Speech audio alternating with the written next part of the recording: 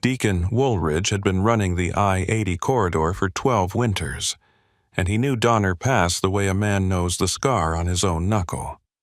Every blind curve, every grade percentage, every chain-up area between Cisco Grove and the Nevada line was burned into his memory like a route map written in diesel smoke. February 2024 brought the kind of storm that turned the Sierra into a white wall, the kind that made dispatchers go quiet on the phone when you told them you were still rolling. Deacon had left Sacramento at 9 p.m. with a full load of electronics bound for Reno, figuring he'd beat the worst of it. By the time he hit Emigrant Gap, the snow was coming down sideways, and CHP had the chain's required signs lit up like Christmas. He pulled into the designated chain-up area at Nyack, just past the Donner Summit rest area. The lot was a chaos of red brake lights cutting through the storm, maybe 8 rigs scattered across the gravel and packed snow. Drivers hunched against the wind as they wrestled with cold steel links. Deacon backed into an open spot near the far edge, killed his running lights except for the flashers, and climbed down into the bite of mountain wind. His breath came out in clouds thick enough to hide his hands. The load was tight on his hours of service. He'd calculated it down to the minute. 22 minutes to chain up, another hour and 10 over the pass if the road stayed open. Then he'd have just enough time to make his delivery window at the Sparks Distribution Center before his 14-hour clock ran out. He was halfway through securing the second set of chains when a wrecker rolled in from the westbound lane, engine growling low. Amber lights spinning lazy circles across the snow. It came to a stop 30 feet from Deacon's rig, and the driver stepped out. Tall, heavy coat, ball cap pulled low. He didn't approach Deacon directly.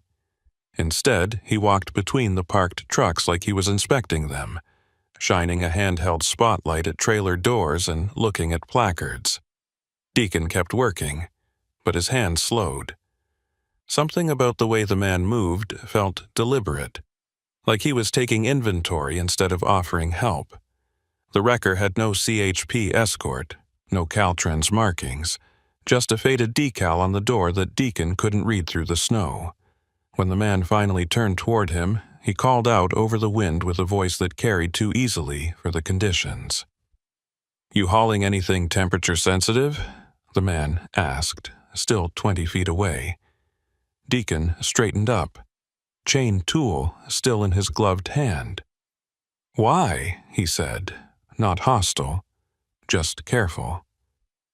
The man took a few steps closer, close enough now that Deacon could see his face under the brim of his cap. Weathered, older, the kind of face that could have belonged to any roadside mechanic between here and Omaha. "Name's Luther Pritchard," the man said. "Independent contractor. CHP's been asking us to check loads in weather like this. Make sure seals are intact. No cargo shift, no leaks. Safety protocol." Deacon didn't answer right away. He'd been through Donner and storms worse than this, and he'd never once seen a wrecker driver ask about seals unless there was an accident or a CHP directive with paperwork to match. "I didn't get any message from dispatch about inspections," Deacon said, keeping his tone even. Luther nodded like he'd expected that. "They're running it quiet tonight. Too many rigs stacking up. If we broadcast it on CB, we'd have a bigger jam than we already do." He gestured back toward his wrecker. "I've got the authorization if you want to see it. Just doing my job, brother. Helping keep the pass clear." Deacon looked past him toward the other trucks. A few drivers were finishing up their chains. One guy was leaning against his cab smoking, steam rising from his thermos. Nobody else seemed to be getting approached. That was the detail that stuck in Deacon's mind like a splinter. If this was CHP protocol, why was Luther only talking to him? "I'll radio CHP myself," Deacon said, reaching for his CB mic through the open door. "Appreciate the concern, but my seals are good and my load secure." Luther's expression didn't change, but something shifted in his posture. He didn't step back, didn't nod, and walk away like a man who'd been politely declined. Instead, he stayed planted in the snow, hands in his pockets, watching Deacon like he was waiting for something. "Suit yourself," Luther said finally. "But if your seals break on the grade and CHP finds out you refused an inspection, that's on your record, not mine." He turned and walked back toward his wrecker without another word, boots crunching through the snow in a rhythm that felt too casual for a man who'd just been brushed off. Deacon climbed back into his cab and grabbed the CB mic, fingers stiff from the cold. He keyed up on Channel 19, the trucker frequency. "Any CHP or Caltrans monitoring eastbound Donner. This is a westbound rig at the Nyack chain-up looking for confirmation on roadside inspections. Anybody copy?" Static hissed back at him. He tried again on Channel 9, the emergency band. Still nothing. He switched to his cell phone. One bar, flickering. He pulled up the CHP non-emergency number and let it ring. It went to voicemail. "You've reached the California Highway Patrol, Truckee Area Office. If this is an emergency, hang up and dial 911. Otherwise, leave a message." Deacon ended the call without leaving one. Through his windshield, he could see Luther's wrecker idling near the exit ramp, exhaust mixing with the snow. The amber lights were still turning, but slower now, like the vehicle was settling into wait. Deacon's gut told him two things. First, Luther wasn't CHP, wasn't Caltrans, and wasn't doing safety checks. Second, leaving this chain-up area was about to get a lot more complicated than he'd planned. He finished securing his chains in silence, double-checking every link, every tensioner, every connection point. When he was done, he didn't stow his tools right away. He kept the chain binder in the cab, within reach, and made sure his doors were locked before he climbed back in. The CB crackled to life. A voice came through, scratchy and distant, but clear enough. "Eastbound at Nyack. This is a rig 2 miles ahead of you at Rainbow Bridge. You asking about inspections?" Deacon grabbed the mic. "Yeah. Record driver here says CHP's running safety checks on loads. You heard anything about that?" A pause, then the voice came back, quieter this time. "Negative. I just cleared a CHP checkpoint at Truckee. They didn't say a word about inspections. Only thing they're checking is chains and HOS logs. Who approached you?" Deacon looked out at Luther's wrecker. It was rolling now, slow, cutting across the lot toward the ramp that led back onto I-80 eastbound. Wrecker called himself Luther Pritchard, independent contractor, he said. Another pause, longer this time. When the voice returned, it carried a different weight. "Listen close, driver. Don't follow that wrecker. Don't take any detour he offers you. If he tries to block your lane, you call 911 and you stay put with other rigs around you. There's been talk on the CB the last 2 weeks about trucks getting flagged off the highway up here, loads going missing. CHP hasn't confirmed it, but the word is out. You copy?" Deacon's hand tightened on the mic. "I copy. Appreciate the heads up." He set the mic down and watched Luther's wrecker disappear into the curtain of snow, taillights fading like embers swallowed by ash. Deacon sat there in the idling warmth of his cab, windshield wipers beating a steady rhythm against the snow.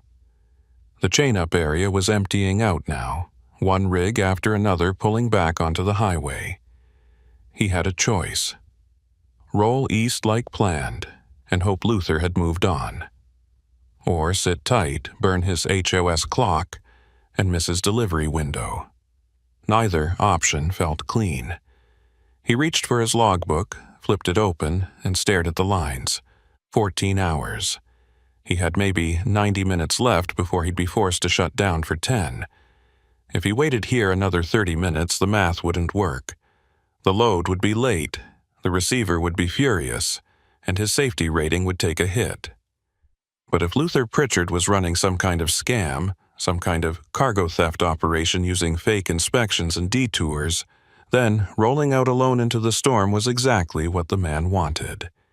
Deacon made his decision. He fired up the engine, released the brakes, and rolled toward the exit. But instead of merging eastbound toward Nevada, he swung wide and headed west back down the mountain toward the last truck stop he'd passed, the one at Emigrant Gap. It would cost him an hour, maybe more. It would kill his delivery window. But it would also put him in a lit lot with cameras, other drivers, and a landline to CHP that actually worked. As he descended the grade, he kept his eyes on the mirrors. No amber lights followed him. No wrecker appeared in his blind spots. Just snow, darkness, and the faint glow of his own trailer lights reflecting off the white. He thought about the way Luther had moved between the trucks, shining his light at placards, checking loads like a man making a shopping list. He thought about the question. You hauling anything temperature sensitive? Not, are you okay? Not, need help with your chains? But a question designed to sort cargo, to identify value. Deacon didn't know if he'd just escaped something or avoided nothing at all, but he knew one thing for certain. He wasn't rolling over Donner Pass tonight. Not alone. Not in the dark, and not with Luther Pritchard anywhere on the same stretch of highway. The descent back down toward Emigrant Gap felt longer than Deacon remembered. The snow had thickened into something close to a whiteout, the kind where your headlights just bounce back at you and the lane markings disappear under a blanket of white. He kept his speed down to 35, both hands locked on the wheel, eyes straining to follow the reflective posts along the shoulder. Every few seconds he'd glance at his mirrors, half expecting to see amber lights cutting through the storm behind him. But there was nothing. Just the empty ribbon of highway and the muffled roar of his own engine grinding against the grade. His CB crackled intermittently with scattered trucker chatter, most of it complaints about chain requirements and closure rumors. Someone eastbound reported seeing a jackknifed rig near Donner Lake. Another voice warned about black ice forming under fresh powder past the summit.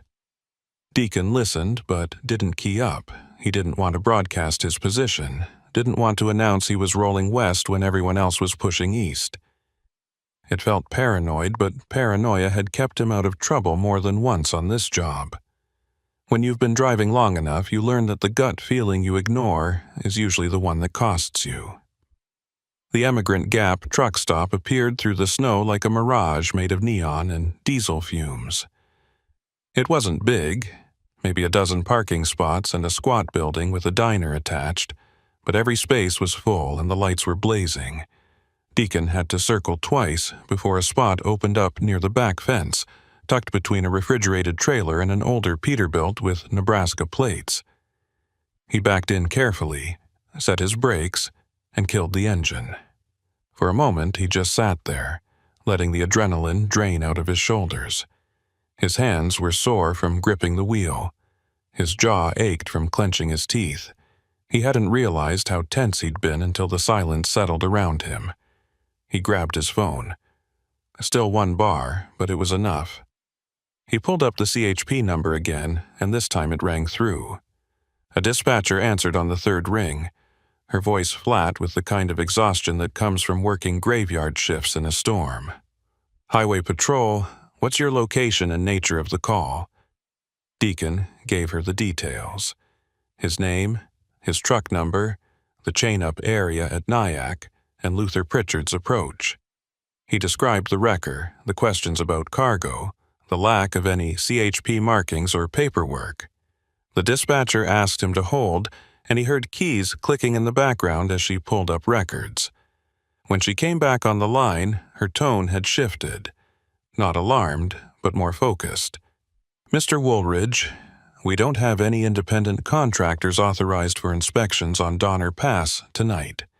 We've had reports over the last month about a wrecker operating in that area during storms, approaching drivers under false pretenses. We haven't been able to confirm a pattern yet, but your report matches what we've heard. Did this individual attempt to redirect you off the highway or request access to your trailer?" Deacon told her no, that he'd refused and driven back down the mountain. She made a note of it, asked for a description of Luther Pritchard, and told him an officer would follow up if they located the wrecker. Then she added something that made Deacon's stomach tighten. "If you're planning to continue east tonight, I'd recommend traveling in a convoy if possible. We've had 2 incidents in the past 3 weeks where drivers reported being followed after leaving chain-up areas. One driver said a wrecker tried to box him in near the Rainbow Bridge turnout. He managed to get past it, but we never found the vehicle. Stay in communication with other drivers on your CB, and if you see that wrecker again, do not stop. Call 911 immediately." Deacon thanked her and ended the call. He sat in the dim glow of his cab, staring at the phone in his hand. 2 incidents. Followed. Boxed in. He thought about the way Luther had waited at the edge of the chain-up area, engine idling, like a predator watching the herd to see which animal would stray. He climbed out of the cab and walked towards the diner, boots crunching through the snow.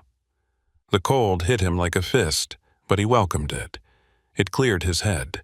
Inside, the diner was packed with drivers hunched over coffee and plates of eggs that had been sitting under heat lamps too long. The air smelled like grease, burnt coffee, and wet coats drying too close to space heaters. Deacon found a stool at the counter and ordered black coffee from a waitress who looked like she'd been on her feet for 10 hours straight. While he waited, he scanned the room.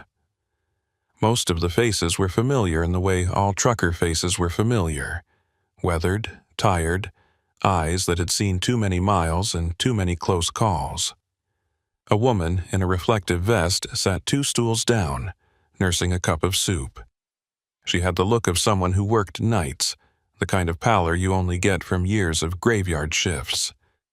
Deacon caught her eye and nodded. She nodded back. "You just come down from the pass?" she asked.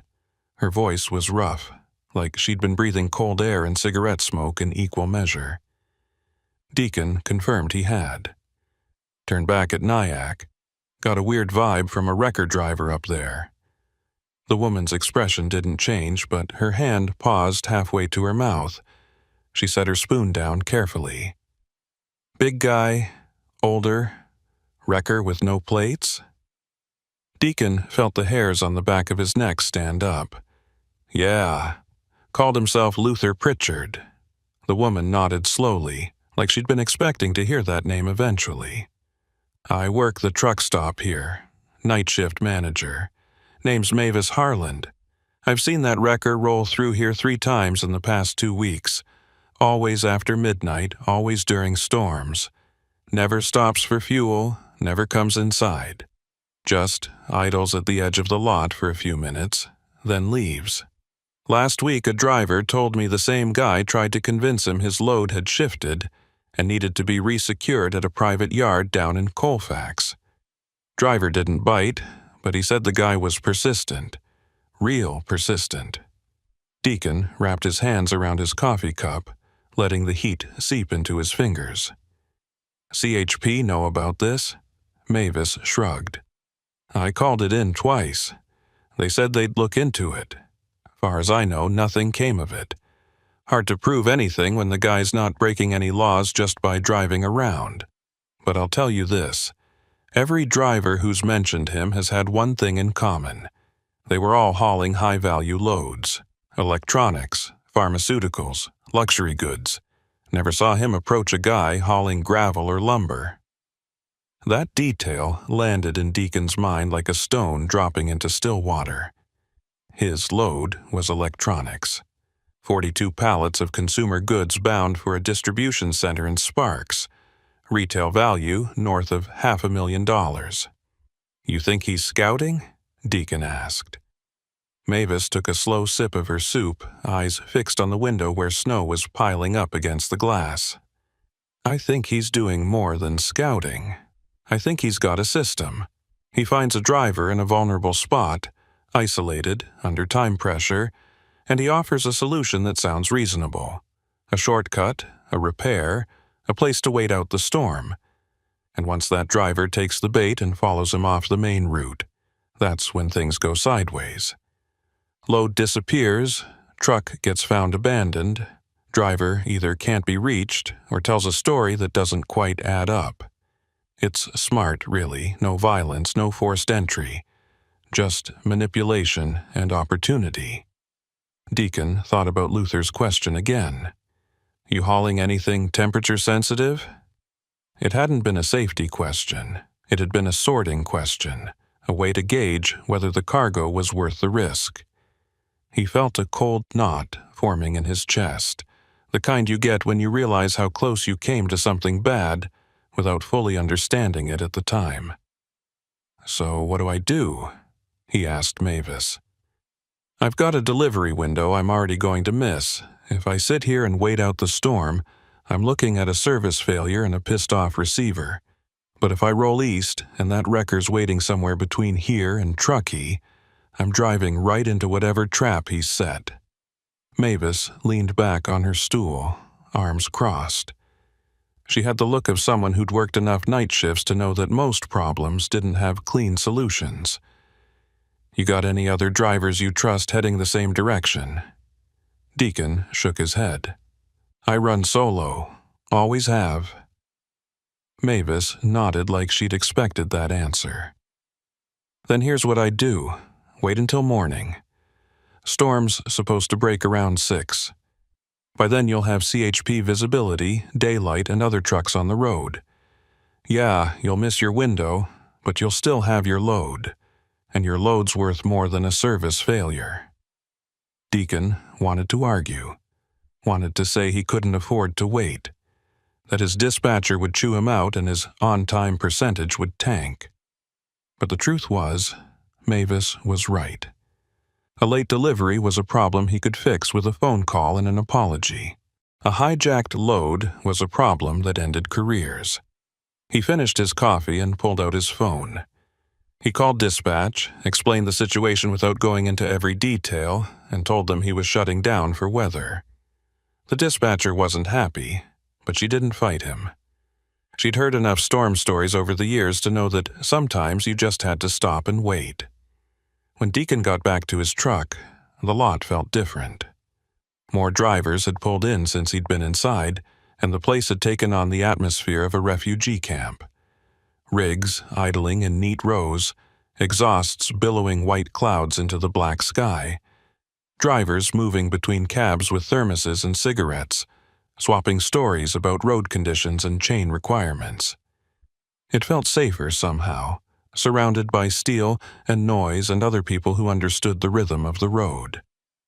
Deacon climbed into his bunk, pulled the curtains tight, and set his alarm for 5:30 a.m. He tried to sleep, but every sound outside made his eyes snap open. A door slamming, an engine revving, the scrape of a snowplow blade on asphalt. Around 3 a.m., he heard it. The low growl of a diesel engine that didn't match the idle rhythm of the parked rigs. He pulled back the curtain just enough to see out. A wrecker was rolling slowly through the lot, no lights except the amber bar on the roof. It moved like it was searching, creeping past each truck, pausing for a few seconds, then moving on. Deacon's breath caught in his throat. He couldn't see the driver's face, couldn't read the faded decal on the door, but he knew. It was Luther. The wrecker made a full loop of the lot, slow and deliberate, and then rolled back out toward the highway entrance. Deacon grabbed his phone and called 911. He gave them his location, described the wrecker, and told them it had just left heading eastbound. The dispatcher said a unit was en route, but in weather like this, response times were delayed. Deacon didn't go back to sleep. He sat upright in his bunk, curtain cracked, watching the lot. At 4:15 a.m., a California Highway Patrol cruiser pulled in, roof lights cutting through the snow. An officer stepped out, tall and lean, moving with the careful precision of someone who'd worked too many accident scenes in bad weather. He walked toward the diner, spoke briefly with someone inside, then started making rounds to the parked trucks. When he reached Deacon's rig, he knocked on the door. Deacon climbed down to meet him. The officer introduced himself as Eldon Rakes, a trooper out of the truckee station. He had a face like worn leather, the kind you earn from years of working mountain highways in all kinds of weather. His eyes were sharp, though, the kind that didn't miss much. "You the driver who called in the wrecker?" Deacon confirmed he was and gave Rakes the full story. The chain-up area, Luther's approach, the fake inspection claim, the CB warning, and the wrecker's late-night appearance in the lot. Rakes listened without interrupting, taking notes in a small waterproof notebook. When Deacon finished, Rakes looked up at him with an expression that was hard to read. "You did the right thing turning back," Rakes said.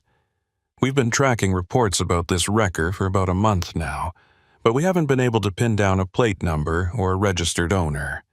The vehicle shows up on storms, approaches drivers in isolated areas, and then disappears before we can get eyes on it. We think it's part of a cargo theft ring, but without a solid lead or a victim willing to go on record, we can't make an arrest. Most drivers who get approached either don't report it, or they do and nothing comes of it because there's no evidence of a crime.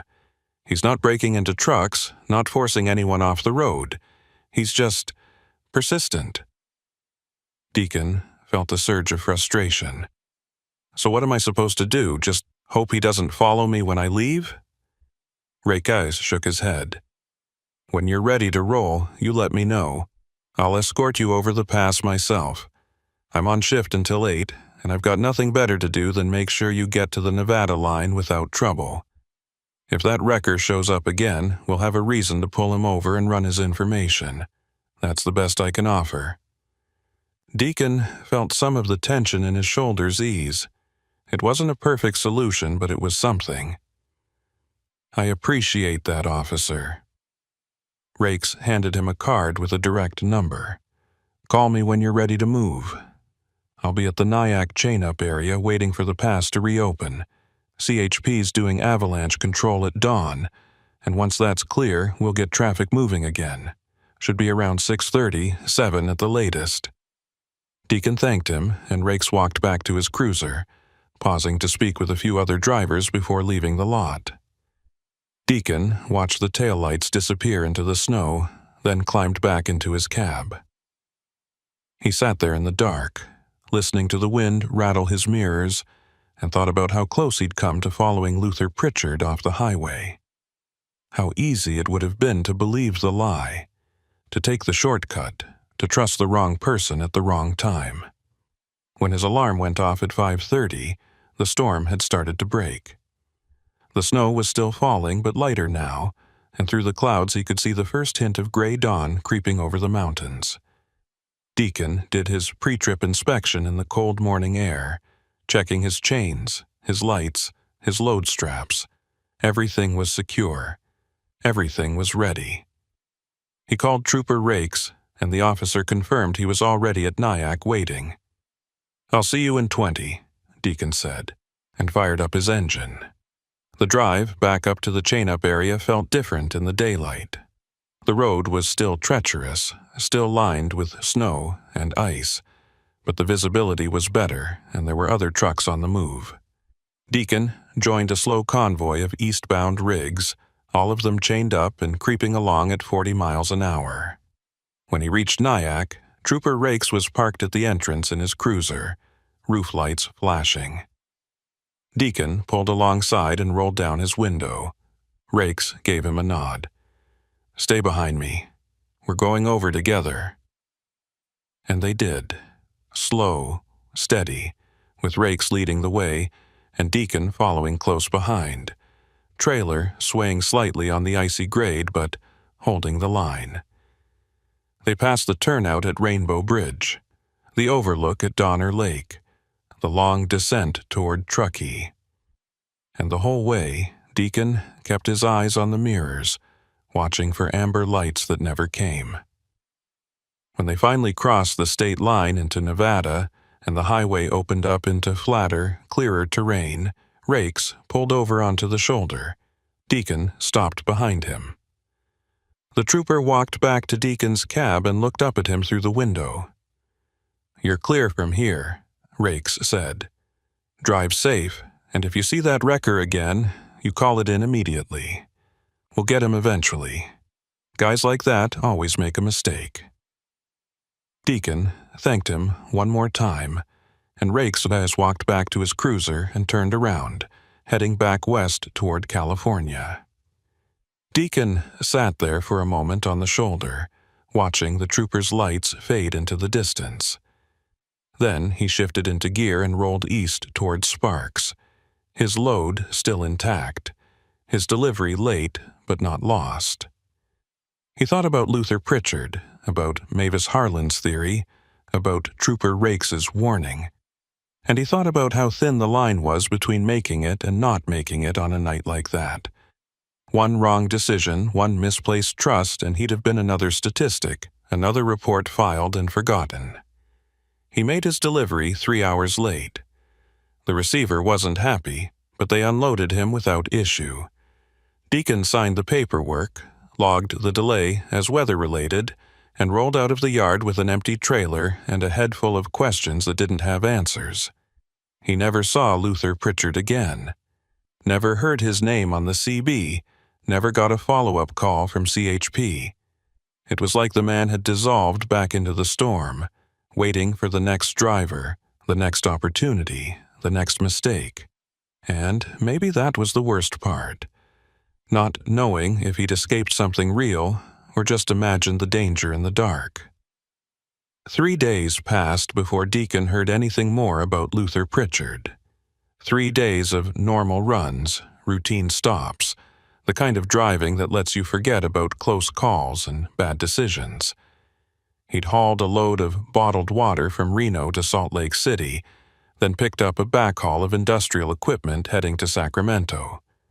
The whole time, he kept his CB on Channel 19, listening to the usual trucker chatter, waiting for someone to mention a wrecker or a chain-up scam or anything that sounded familiar. But there was nothing, just the ordinary complaints about traffic, fuel prices, and dispatchers who didn't understand how weather worked. It was late afternoon when his phone rang. Unknown number, 530 area code. Truckee. Deacon almost didn't answer. He was rolling through Reno, fighting rush-hour traffic on I-80, and the last thing he needed was a telemarketer or a wrong number. But something made him thumb the accept button. Maybe it was instinct. Maybe it was just curiosity. Either way, he put it on speaker and said his name. The voice that came back was Trooper Eldon Rakes, and he sounded tired in a way that had nothing to do with lack of sleep. "Mr. Woolridge, I wanted to follow up with you about the incident at Donner Pass. Do you have a few minutes to talk?" Deacon eased into the right lane, putting some distance between himself and a sedan that was tailgating him too close. "Yeah, I can talk. What's going on?"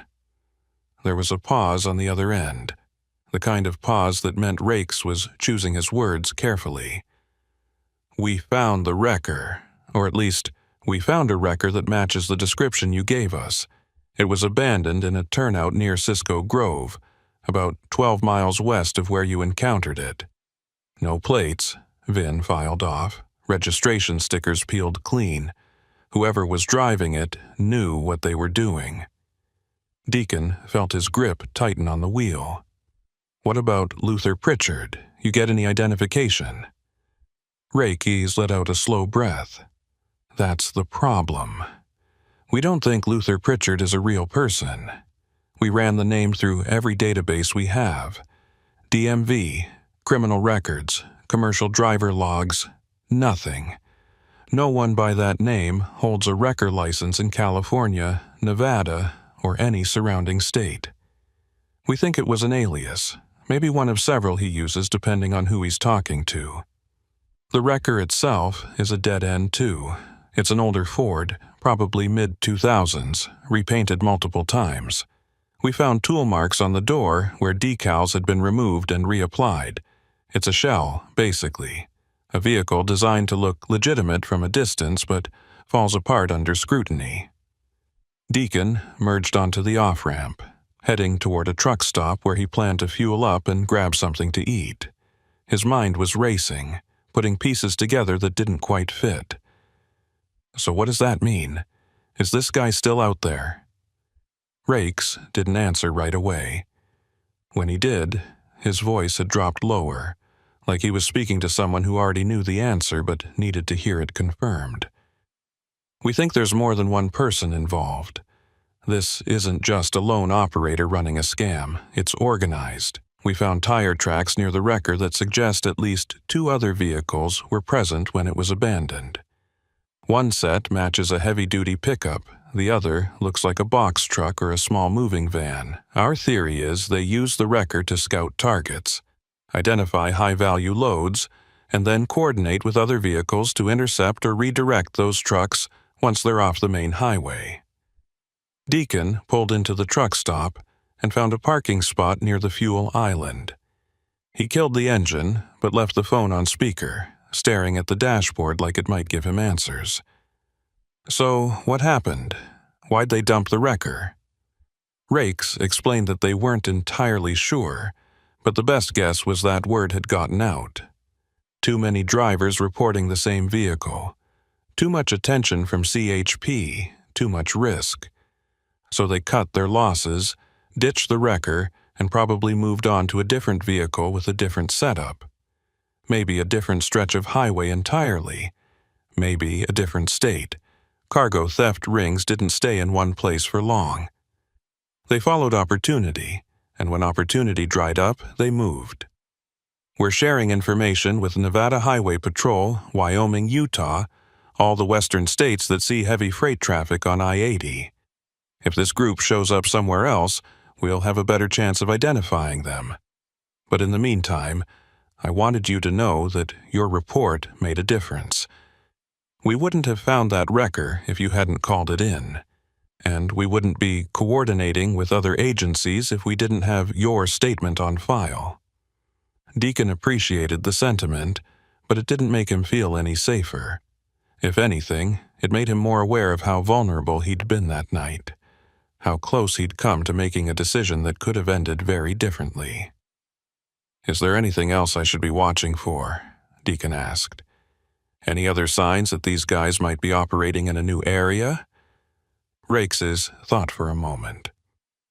"If you see a wrecker without clear identification, or if someone approaches you at a chain-up area or rest stop claiming to be doing inspections without proper authorization, don't engage.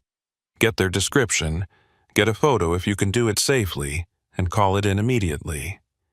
These guys rely on isolation and time pressure. They target drivers who are tired, behind schedule, or dealing with bad weather. They offer solutions that sound reasonable in the moment, but the goal is always the same. Get you off the main highway, away from cameras and witnesses, and then take your load." Deacon thanked him for the call and hung up. He sat in his cab for a long time after that, staring out at the fuel island where other drivers were going through their routines. Swiping cards, setting nozzles, walking inside to grab coffee and snacks. It all looked so normal, so ordinary. But Deacon knew better now. He knew that somewhere out there someone was watching. Someone was making notes about which trucks carried what cargo, which drivers looked tired or rushed, which routes were most vulnerable. And the worst part was, you couldn't tell who it was just by looking. Luther Pritchard, or whoever he really was, had looked like any other roadside mechanic.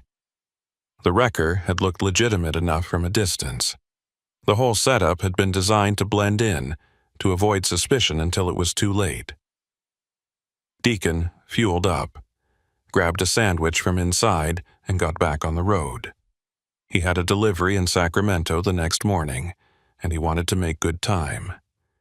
But as he rolled west toward the Sierra, he found himself checking his mirrors more often than usual. Every wrecker he passed made his pulse spike. Every turnout with a parked vehicle made him slow down and take a longer look. It wasn't paranoia exactly, it was awareness. The kind of awareness you develop after you've seen how thin the margin is between safety and disaster. That night, he pulled into a truck stop near Auburn and parked under the brightest light he could find. He did his walk around with a flashlight, checking every strap, every seal, every lock. When he climbed into his bunk, he set his phone within reach and made sure the ringer was on. He didn't sleep well. Every sound outside made him tense. The hiss of air brakes, the clang of a fuel nozzle, the distant rumble of a jake brake echoing off the hills. He kept thinking about the abandoned wrecker, about the tire tracks Rakes had mentioned, about the 2 other vehicles that had been there when Luther's crew dumped it. How many people were involved? How long had they been running this operation? And how many drivers had they already hit before Deacon's report forced them to shut it down? Around 2 a.m., Deacon's phone buzzed with a text message. It was from a number he didn't recognize, but the area code was local. The message was short. You made the right call turning back. They were waiting for you past Rainbow Bridge. Stay smart. Deacon stared at the screen, his heart pounding. He didn't know who'd sent it. Could have been another driver who'd heard the story on the CB grapevine. Could have been someone from CHP who didn't want to make an official call. Could have been someone inside the operation itself, someone who decided to get out before things got worse. He didn't reply. He just saved the number and tried to go back to sleep. The next morning, Deacon made his delivery in Sacramento without incident. The receiver signed off on the load, and Deacon headed back to Reno for his next pickup. The whole drive, he kept thinking about that text message. They were waiting for you past Rainbow Bridge. If he'd followed Luther that night, if he'd taken the bait and rolled east instead of turning back, what would have happened? Would they have staged a fake breakdown to force him to stop? Would they have used another vehicle to box him in? Would they have done something worse? He thought about Mavis Harlan's theory, about how these operations worked. No violence, no forced entry, just manipulation and opportunity. But what happened when manipulation didn't work? What happened when a driver refused to cooperate, when they tried to fight back or run? Deacon had heard stories over the years, whispers on the CB about drivers who'd gone missing, trucks that had been found empty on remote stretches of highway, loads that had vanished without a trace. Most of those stories were probably exaggerated, the kind of urban legends that truckers told each other to pass the time. But some of them had to be real. Some of them had to be based on something that actually happened. When Deacon got back to Reno, he stopped at a truck stop he knew well, a place where a lot of veteran drivers congregated. He found a spot at the counter in the diner and ordered coffee.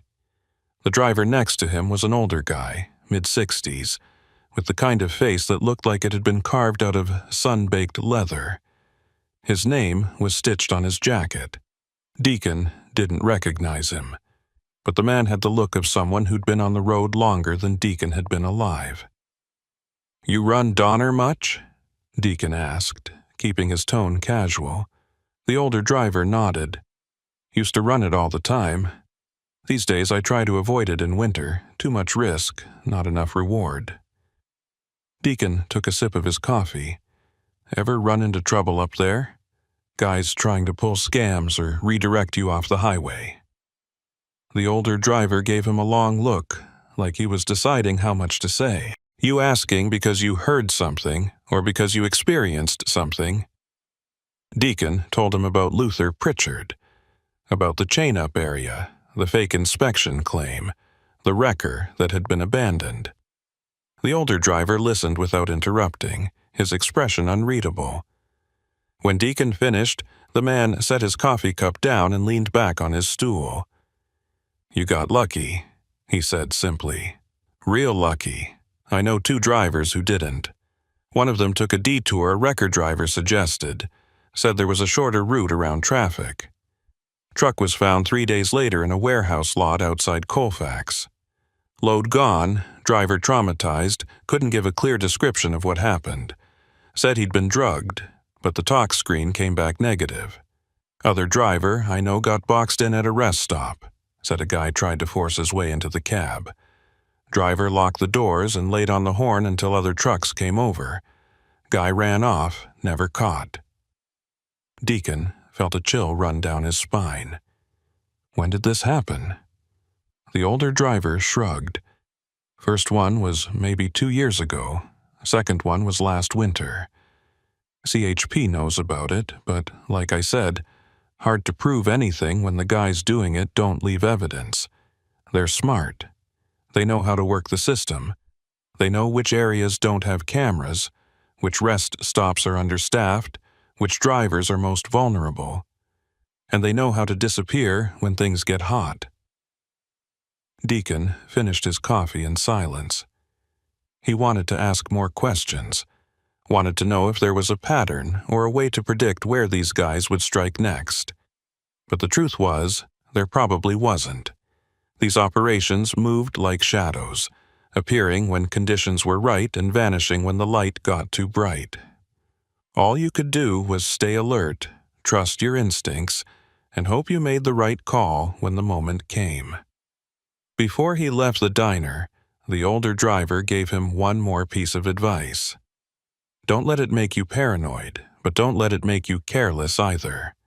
The road's got enough dangers without adding human ones to the mix. You did good turning back that night. A lot of guys wouldn't have. They'd have talked themselves into believing it was fine, that they were overreacting. But overreacting is what keeps you alive in this job. Remember that. Deacon carried those words with him for the rest of the day. He picked up his next load, a shipment of agricultural equipment heading east toward the Salt Lake City, and rolled out as the sun was setting. The highway stretched ahead of him, familiar and endless, and for the first time in days he felt like he could breathe again. But he knew the feeling wouldn't last. Every time he saw a wrecker on the shoulder, every time he passed a chain-up area in the dark, he'd remember Luther Pritchard's face and the way the man had moved between trucks like he was shopping for something specific. And he'd remember the text message. They were waiting for you past Rainbow Bridge. Somewhere out there, someone had been watching him that night. Someone had known his route, his load, his schedule. And if Deacon had made a different choice, if he'd followed Luther instead of turning back, he'd have driven straight into whatever trap they'd set. The thought made his hands tighten on the wheel. It made him check his mirrors more often, made him scrutinize every vehicle that stayed behind him for too long. It made him careful in ways he hadn't been before. That night, Deacon stopped at a truck plaza just outside of Elko, Nevada. He parked under lights, did his walk-around with a flashlight, and climbed into his bunk.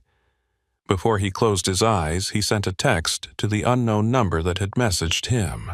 Who is this? He didn't expect a reply, and he didn't get one. But he left his phone on the seat next to him, just in case. Because the road was a strange place, full of people who meant you harm and people who meant you well, and sometimes it was impossible to tell which was which until it was too late.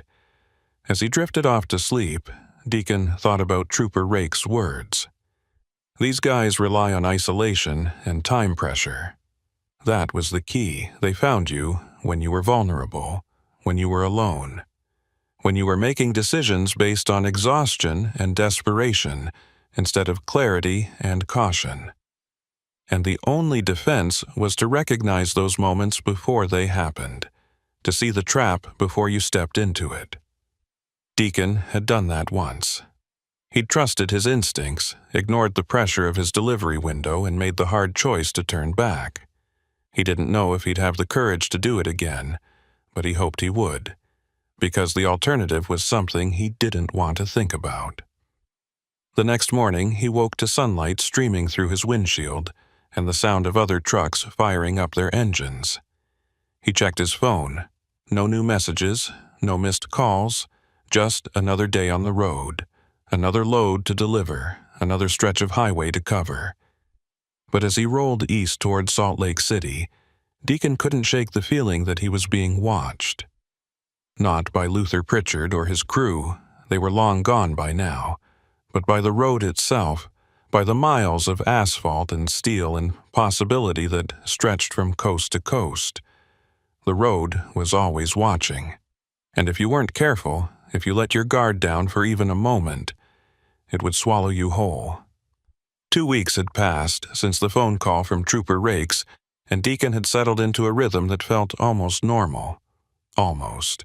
He'd run loads through Utah, Idaho, back through Nevada, the usual circuit that kept him moving and kept the bills paid. Every night he parked under lights. Every rest stop he passed got a long, hard look before he decided whether to pull in. He'd started carrying a dash cam now, front and rear, recording everything. It gave him a small measure of comfort, knowing that if something happened, there'd be evidence, a record that couldn't be erased or explained away. But the truth was, nothing had happened. No wreckers with missing plates. No men in chain-up areas asking about cargo. No anonymous text messages in the middle of the night. It was quiet, and quiet should have felt like relief. Instead, it felt like waiting, like the moment before a storm breaks when the air goes still and the birds stop singing. Deacon had been driving long enough to know that quiet on the road didn't mean safe. It just meant you hadn't seen the danger yet. It was mid-March when dispatch called with a load that made Deacon's stomach tighten. Electronics again, high-value consumer goods, Sacramento to a distribution center just outside Reno, the same route he'd been running the night he met Luther Pritchard. Same cargo type, same weather window, same stretch of I-80 that cut through Donner Pass. Deacon could have refused it. Could have told dispatch he wasn't comfortable with the route, that he needed something different. But refusing loads meant losing money, and losing money meant falling behind on truck payments, insurance, fuel cards. The economics of trucking didn't leave much room for fear. So he took the load. He picked it up at a warehouse in Sacramento in Saint Sourceau just after noon. Spent an hour doing his pre-trip inspection with more care than usual, checking every seal, every strap, every lock twice. The load was clean, paperwork in order, nothing out of place. He called dispatch to confirm the route and delivery window, then rolled out onto I-80 eastbound. The weather report said clear skies over the pass, no snow in the forecast, temperatures just above freezing. Good conditions, safe conditions. Deacon tried to believe it. The drive through the foothills was uneventful. Traffic was light for a weekday afternoon, mostly passenger cars and a few other trucks scattered across the lanes.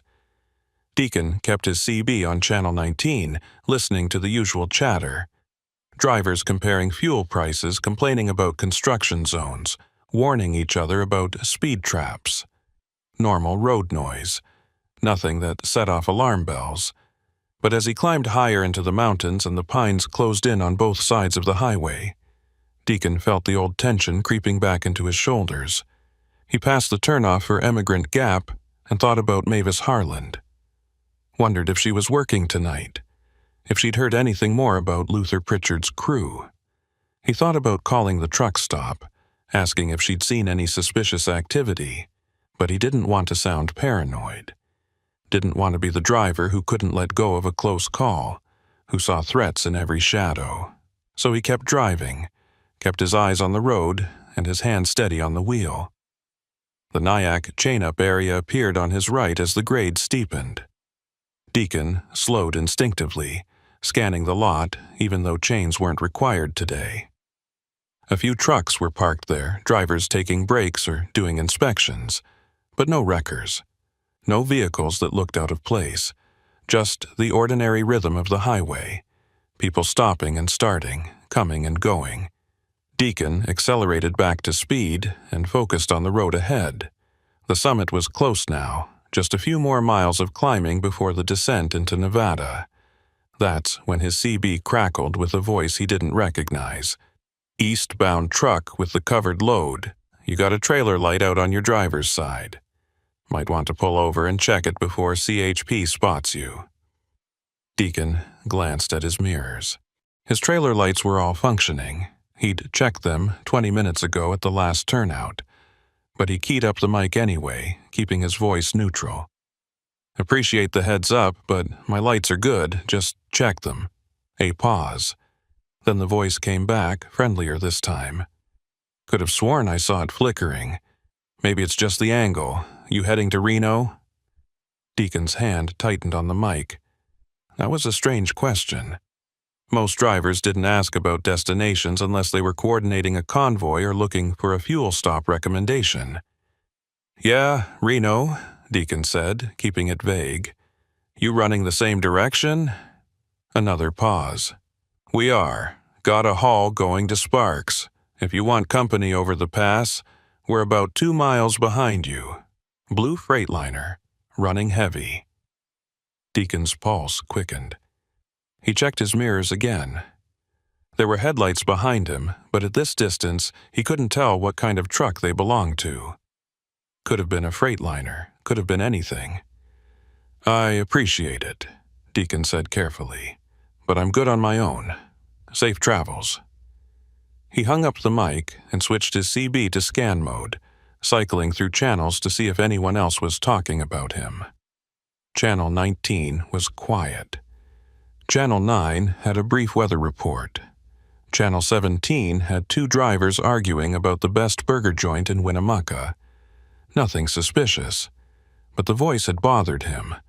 The way it had started with a fake concern about his trailer light, then pivoted to asking his destination. It felt like a probe, a way to gather information without seeming threatening.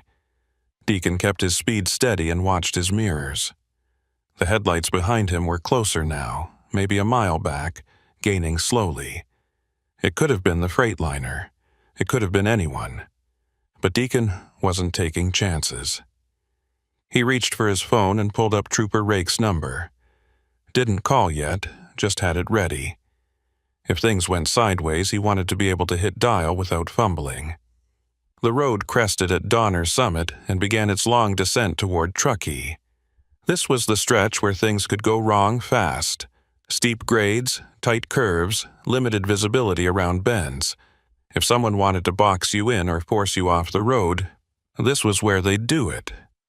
Deacon downshifted, let the Jake brake handle most of the deceleration, and kept his eyes moving between the road ahead and the mirrors behind. The headlights were still there, holding distance now, not closing any further. That should have been reassuring, but it wasn't. It felt calculated, like whoever was back there knew exactly how far to stay to avoid spooking him. Deacon's CB crackled again. Different voice this time, rougher, older. "Eastbound at mile marker 168, anybody see a wrecker pulled off near the shoulder? Thought I saw one with no lights." Deacon's blood went cold. Mile marker 168 was just ahead, maybe half a mile. He scanned the roadside as he approached, looking for any sign of a vehicle. Trees pressed close to the shoulder here, shadows deep enough to hide anything smaller than a semi. He didn't see a wrecker, but that didn't mean it wasn't there. He keyed up his mic. "Negative. No wrecker visible from my position. You eastbound or westbound?" No response. Deacon tried again.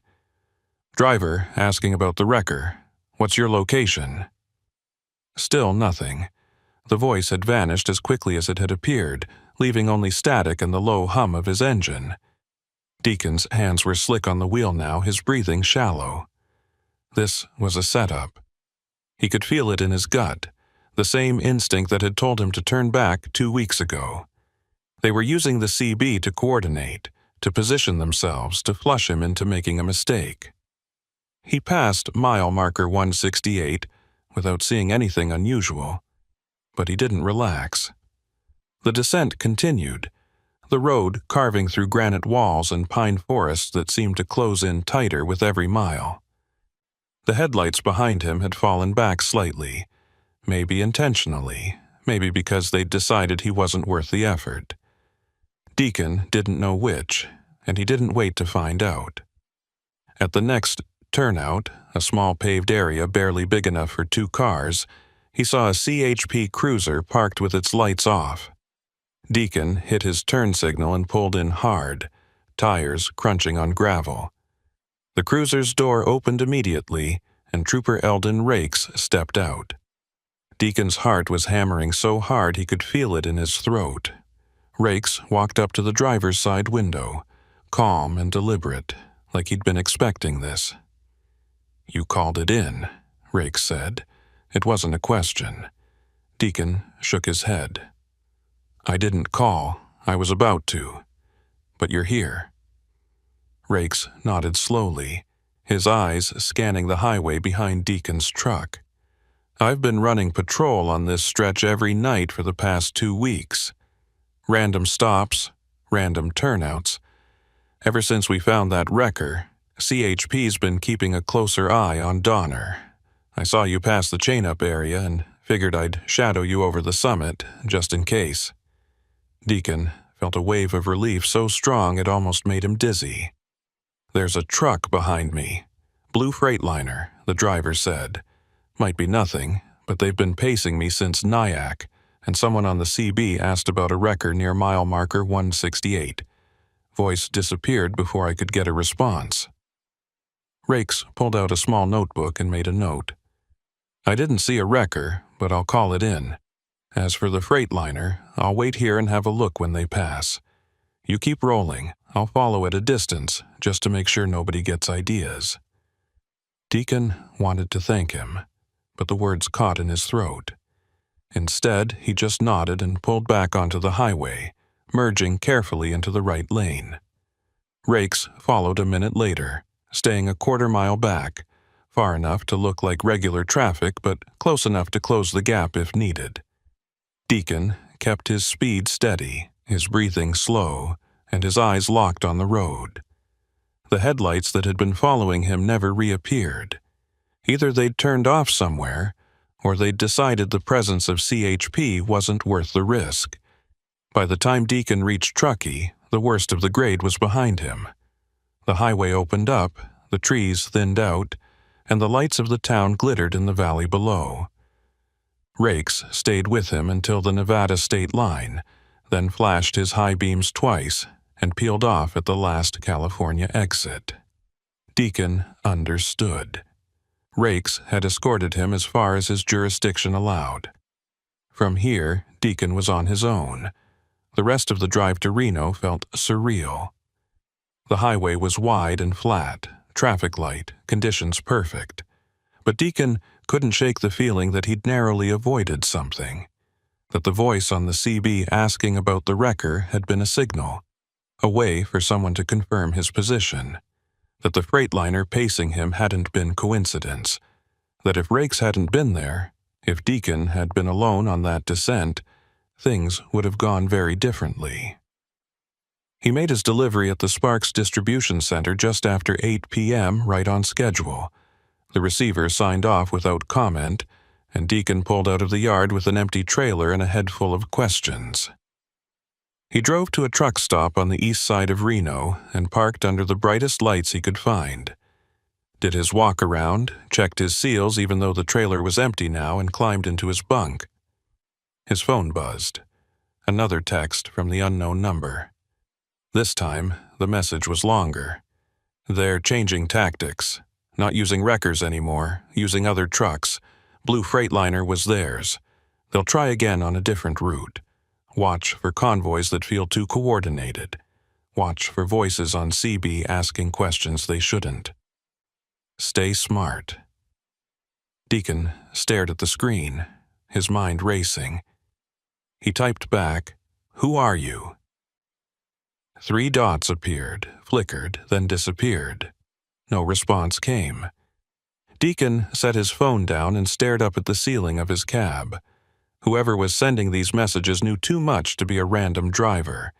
They were either inside the operation and trying to warn him, or they were law enforcement running some kind of off-book surveillance.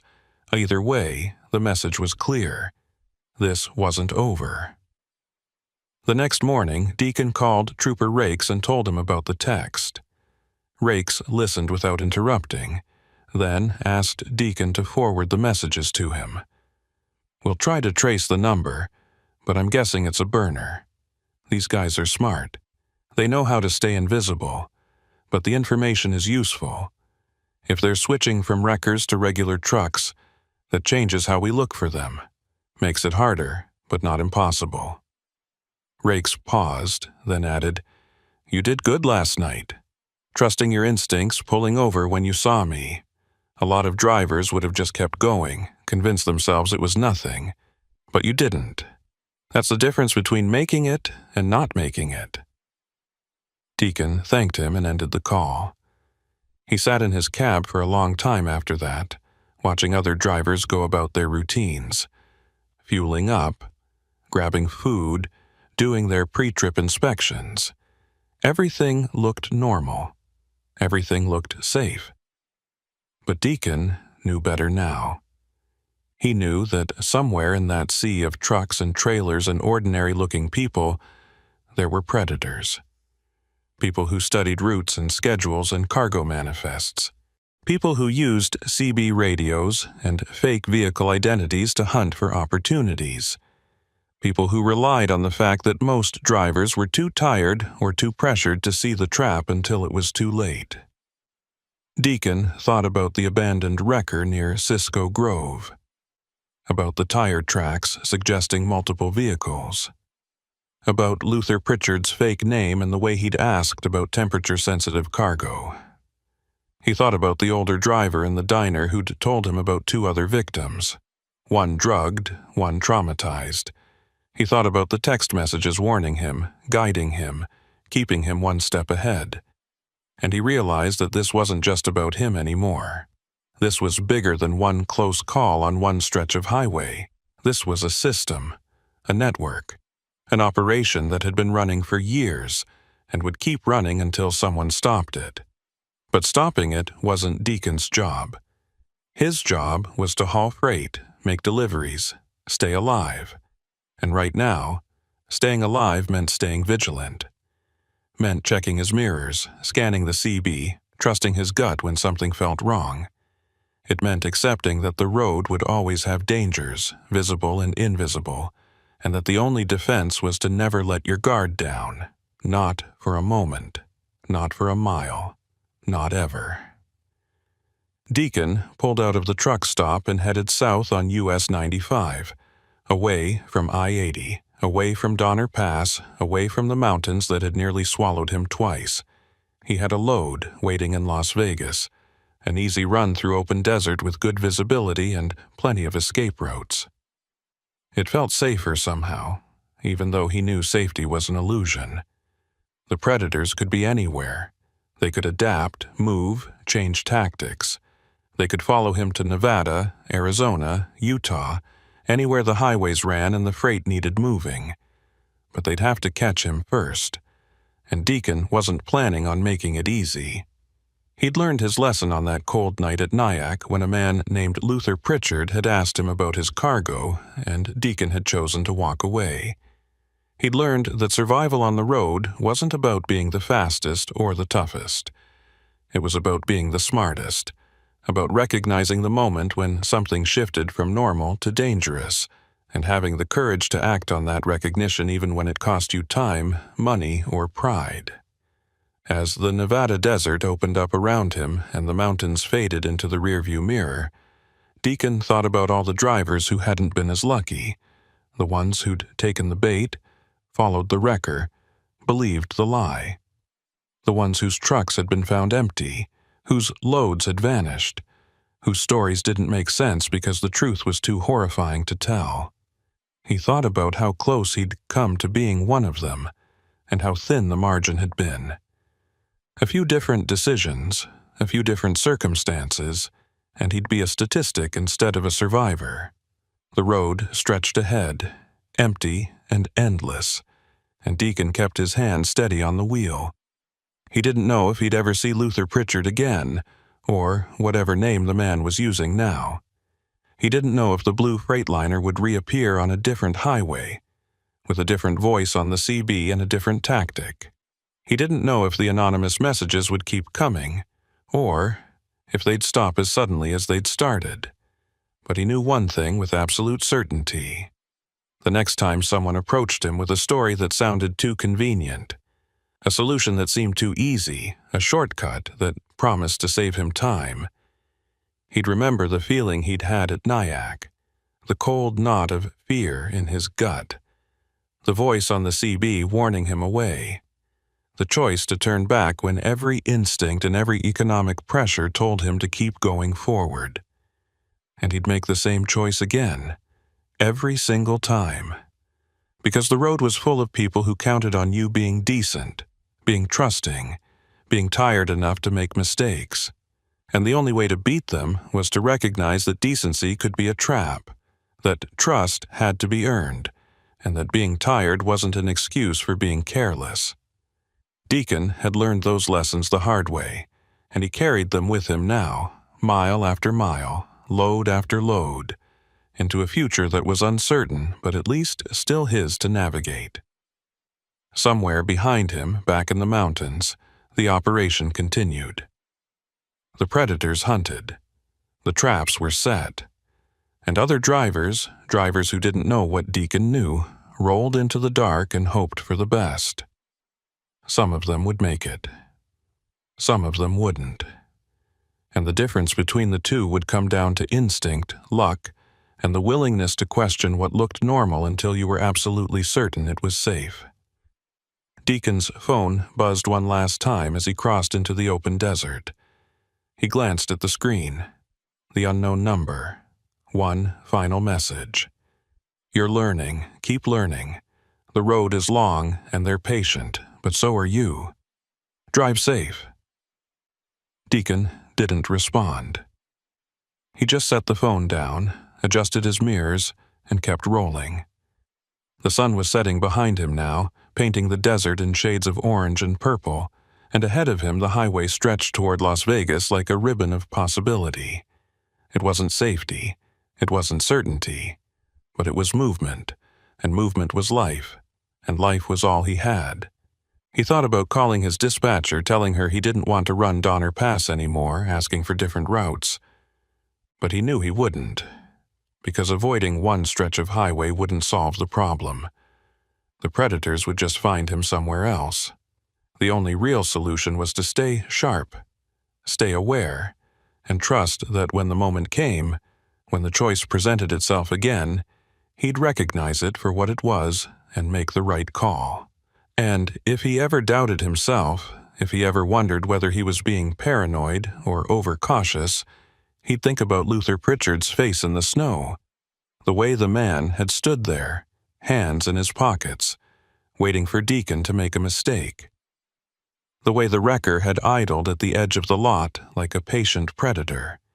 The way the voice on the CB had asked about his cargo, his destination, his vulnerability.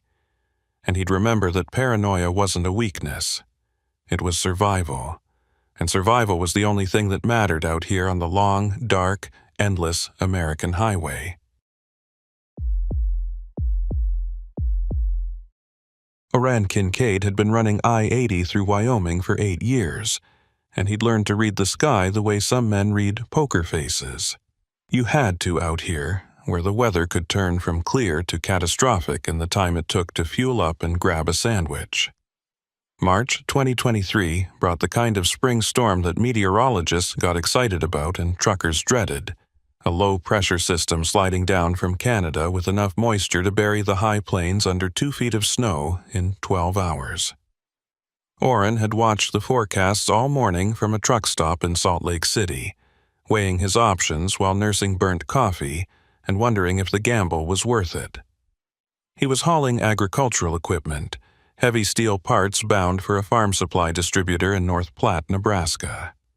The load wasn't time-sensitive in the way electronics or perishables were, but his dispatcher had made it clear that the receiver wanted it by Friday. and Friday was tomorrow. Orrin had two choices: sit in Salt Lake and wait out the storm, which could take 2 or 3 days and blow his delivery window completely, or make a run for it and hope he could get through Wyoming before the worst hit. The Wyoming Department of Transportation had I-80 open, but was warning of rapidly deteriorating conditions east of Rawlins. Chain law was already in effect. Wind gusts were forecasted at 50 miles per hour. Visibility would drop to near zero once the front moved through. Orrin made his decision the way he always did, by calculating risk against reward and hoping his gut was right. He chained up in the truck stop parking lot while the sky was still blue, double-checking every link and tensioner because once you were out on the high plains in a whiteout, there was no stopping to fix mistakes. His load was strapped tight, tarps secured, all his running lights and clearance markers checked twice. He called dispatch and told them he was rolling, that he'd keep them updated every hour, and that if conditions got too bad, he'd shut down at the first safe location. The dispatcher wished him luck in a tone that suggested she thought he'd need it. The first hour out of Salt Lake was deceptively calm. I-80 climbed through the Wasatch Range with clear skies and light traffic, just a handful of other trucks and a steady stream of passenger vehicles that didn't seem concerned about the storm bearing down from the north. Orrin kept his CB on Channel 19, listening to scattered reports from drivers already in Wyoming. Most of them were complaining about wind, but nothing catastrophic yet. One voice warned about a jackknifed truck near Rock Springs that had traffic backed up for 30 minutes. But by the time Orrin reached that stretch, the wreckage had been cleared and the highway was open. He crossed into Wyoming just after 2 p.m., and that's when he felt it. The temperature dropped 10 degrees in as many miles, and the wind started to hit the trailer in gusts strong enough to push the whole rig sideways.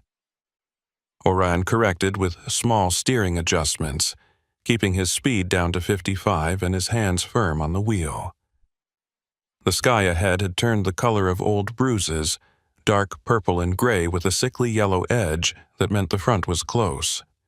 He passed a digital highway sign flashing a warning. Winter storm warning in effect. High winds, blowing snow. Travel not recommended. Travel not recommended. That was the phrase the state used when they wanted to cover themselves legally but couldn't justify closing the road yet. It meant you could keep going, but if something happened, you were on your own. Orrin had seen those signs 100 times, and he'd ignored them almost as often because recommended wasn't the same as prohibited, and prohibited was the only word that mattered when you were trying to make a living hauling freight.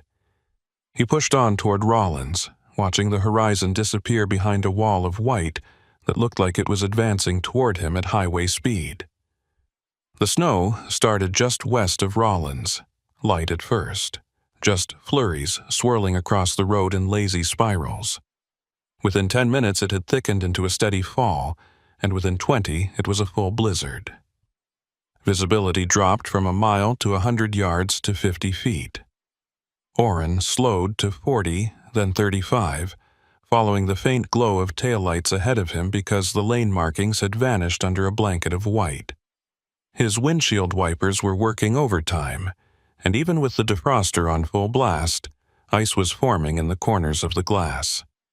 The wind was relentless now, hammering the trailer with gusts that made the whole rig shudder and groan. His CB crackled with voices, drivers calling out positions and conditions, trying to coordinate in the chaos. Eastbound at mile marker 215, can't see past my hood. Anybody else shutting down? Another voice responded, I'm pulling into the Sinclair station at Rawlins, not going any further in this. Orrin checked his fuel, 3/4 of a tank, enough to make it to Laramie if the road stayed open. But the question wasn't fuel. The question was whether the road would stay open or whether Widot would drop the hammer and close I-80 entirely, trapping him in a truck stop parking lot for days. He made it to Rollins and saw the Sinclair station on his right, its lights barely visible through the snow. A dozen trucks were already parked there, engines idling, exhaust mixing with the blowing snow to create a white fog that hung over the lot like a shroud. Oran's instinct was to pull in, to join the others and wait it out. But something held him back. Maybe it was the memory of sitting in a parking lot for 3 days during a storm in 2019, watching his delivery window evaporate while his dispatcher sent increasingly frustrated messages. Maybe it was the knowledge that if he stopped now, he wouldn't make North Platte by Friday, and the receiver would refuse the load or hit him with a late fee that would eat into his profit margin. Or maybe it was just stubbornness, the part of him that had kept him on the road for 8 years, despite the long hours, the loneliness, the constant pressure. Oren keyed up his CB. "Eastbound at Rollins, anybody got a read on conditions toward Laramie?" Static for a moment, then a voice came back, older, tired. "I just came from Laramie heading west. It's bad, brother, real bad. Wind's worse than the snow. Saw 2 trucks blown off into the median between here and Elk Mountain. DOET's talking about closure any minute." Orion's hands tightened on the wheel. Elk Mountain. That was the stretch every Wyoming driver feared, a 20-mile gauntlet of high elevation and zero protection from the wind. In good weather, it was manageable. In a storm like this, it was a death trap, but it was also the only route east. There was no alternate highway, no detour that didn't add 8 hours and 2 states to the trip. It was I-80 or nothing. Oren made his choice. He rolled past the Sinclair station and kept going east into the teeth of the storm. The highway narrowed in his vision to just the ghostly outline of reflective posts on the shoulder and the occasional flash of red taillights ahead. Oren stayed in the right lane, hugging the shoulder as close as he dared, because if another truck came up behind him going too fast, he wanted room to bail out. His Jake brake was useless in these conditions. The engine brake just made the drive wheels want to slip, so he relied on careful throttle control and gentle applications of the service brakes. Every few minutes, a gust of wind would slam into the trailer hard enough to push him toward the center line, and every time Oren would correct, fighting the wheel, feeling the weight of 40,000 pounds of steel and cargo shifting beneath him. He passed a truck that had slid off into the median, its hazard lights flashing weakly through the snow. Oren grabbed his CB mic. "Disabled truck in the median near mile marker 228, driver visible in the cab." He didn't stop. Couldn't stop. If he tried to pull over in this wind, he'd end up in the ditch too. Someone else would have to help. Someone with a wrecker and chains and the kind of equipment you needed to pull a loaded semi out of a snowbank. Oren's job was to keep moving, to stay on the road, to not become another casualty. His phone buzzed, a text from dispatch. "YDOT just issued closure warning for I-80 Rollins to Laramie. Advise your status." Oren didn't respond. He was too busy trying to keep the truck between the lines he could no longer see. Another text. "Oren, confirm you're not on that stretch." He ignored it. If dispatch wanted to chew him out later, fine. Right now, he needed both hands on the wheel and all his focus on not dying. The wind was so strong now that snow wasn't falling. It was flying horizontally, smearing across his windshield in sheets that made it impossible to see more than a few feet. Oren's speed had dropped to 25 miles per hour, and even that felt too fast. He was navigating by instinct more than sight, feeling the road through the vibration of the steering wheel, listening to the sound of his tires on pavement versus the crunch of snow on the shoulder. It was like driving blind, and the terror of it settled into his chest like a cold stone. That's when he saw the lights. Not tail lights, not headlights. Amber lights, rotating slowly, cutting through the white like a beacon. A vehicle was stopped on the shoulder ahead, hazards on, and as Oren got closer he could make out the shape of a pickup truck with a light bar on the roof. Someone was standing next to it, waving both arms. Oren's first thought was highway patrol, but as he slowed, he realized there were no state markings on the truck, no official insignia, just a white pickup with aftermarket lights and a figure in a heavy coat gesturing for him to stop. Oren eased off the throttle, letting the truck coast, debating whether to stop or keep going.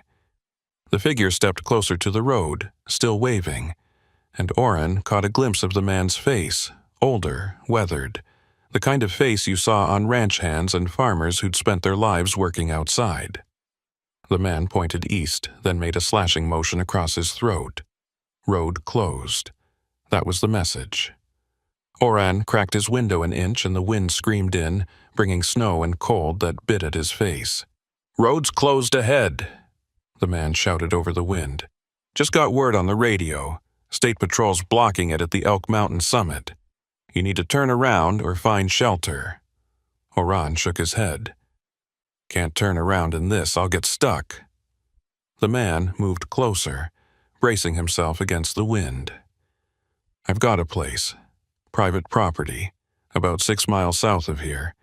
Big equipment barn, heated, plenty of space. You can park there and wait out the storm. Better than sitting on the highway." Oren hesitated. Every instinct he'd developed over 8 years of driving told him not to follow a stranger off the main highway in the middle of a storm. But the alternative was trying to push through to a roadblock and then being forced to turn around anyway, or sitting on the shoulder in near-zero visibility, waiting to get rear-ended by another truck. The man seemed to read his hesitation. "Name's Hobart Lyle. I own a ranch south of here. I've helped drivers before when the road closes. I'm not looking to scam you, just offering a safe place to wait it out." Oren looked past the man at the wall of white that stretched in every direction. He couldn't see the road ahead, couldn't see the road behind. He was blind and getting more so by the minute. He keyed up his CB, broadcasting on Channel 19. "Any eastbound drivers near mile marker 235? Anybody got confirmation on a closure at Elk Mountain?" Static. He tried again. "Anybody copy?" Nothing. The storm was eating the signal, scattering it across the plains like everything else. Oren looked back at the man standing in the snow, waiting for an answer. Hobart Lyle. The name sounded real enough. The offer sounded reasonable enough. And Oren was out of better options. 6 miles south?" Oren shouted through the window. Hobart nodded. "Take the next ranch access road. It's unmarked, but I'll lead you. Just follow my lights." Oren made his decision. He nodded, and Hobart jogged back to his pickup, climbed in, and pulled onto the highway.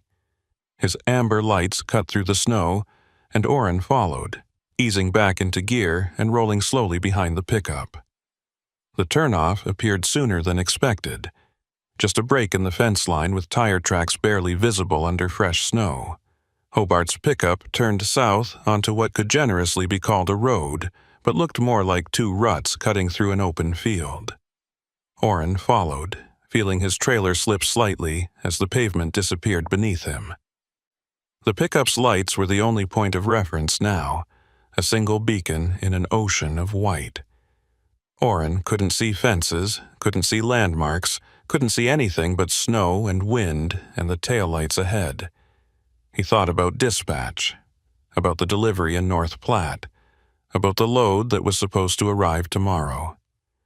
And he thought about how quickly things had gone from manageable to desperate, how a decision made in Salt Lake City that morning had led him here, following a stranger through a blizzard to a place he couldn't see and couldn't verify. The pickup slowed, and Oren saw a structure emerging from the white. A large barn, maybe 60 feet long, with a gambrel roof and sliding doors big enough to drive a truck through. Hobart stopped his pickup and climbed out, walking to the barn doors and pulling them open.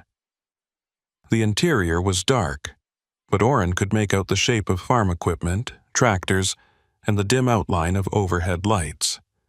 Hobart waved him in, and Oren inched the truck forward, guiding it through the doors with inches to spare on either side. When he was fully inside, Hobart slid the doors closed behind him, and the wind's roar dropped to a muffled howl. Orrin killed the engine and sat in the sudden silence, his heart hammering, his hands still gripping the wheel. He looked around. The barn was exactly what Hobart had promised. A working agricultural building with concrete floors, steel beams, and enough space to park 3 trucks if needed. But it was also isolated, miles from the highway, and Orrin had no idea where he was. He pulled out his phone. No signal. He tried his CB. Static. He was cut off, completely alone except for Hobart Lyle, a man he'd met 5 minutes ago and knew nothing about. Hobart appeared at the driver's side door, knocking on it gently. Orrin cracked the window. "You're safe here," Hobart said. "Storm should blow through by morning. I'll be up at the house if you need anything. There's a generator for the lights, and the heater works if you need it." He gestured toward a small propane heater mounted on the wall. "Help yourself. I'll check on you in a few hours." Orrin nodded, not sure what else to say. Hobart turned and walked toward a side door, disappearing into the storm. Orrin was alone again, sitting in a barn in the middle of nowhere, wondering if he'd just made the smartest decision of his life or the worst mistake. Orrin sat in his cab for a long time after Hobart left, listening to the storm rage outside the barn walls. The wind hammered at the metal siding with a sound like continuous thunder, and he could hear snow being driven against the structure in waves that made the whole building creak and groan. The barn was solid, he could tell that much, but it felt fragile compared to the violence happening outside. He tried his phone again, held it up near the windshield, moved it around looking for even a single bar of signal. Nothing. The screen showed no service in letters that felt more final than they should have. He climbed down from the cab, boots hitting concrete that was cold enough to feel through the soles, and did a slow walk around his truck. The trailer was fine, straps still tight, tarp secure, no damage from the drive through the storm. His chains were caked with ice and snow, but they'd hold until he needed to move again.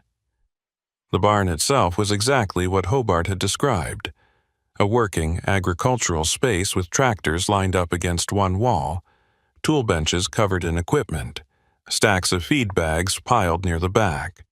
Everything looked legitimate, well-maintained, the kind of operation a real rancher would run. But legitimate didn't mean safe.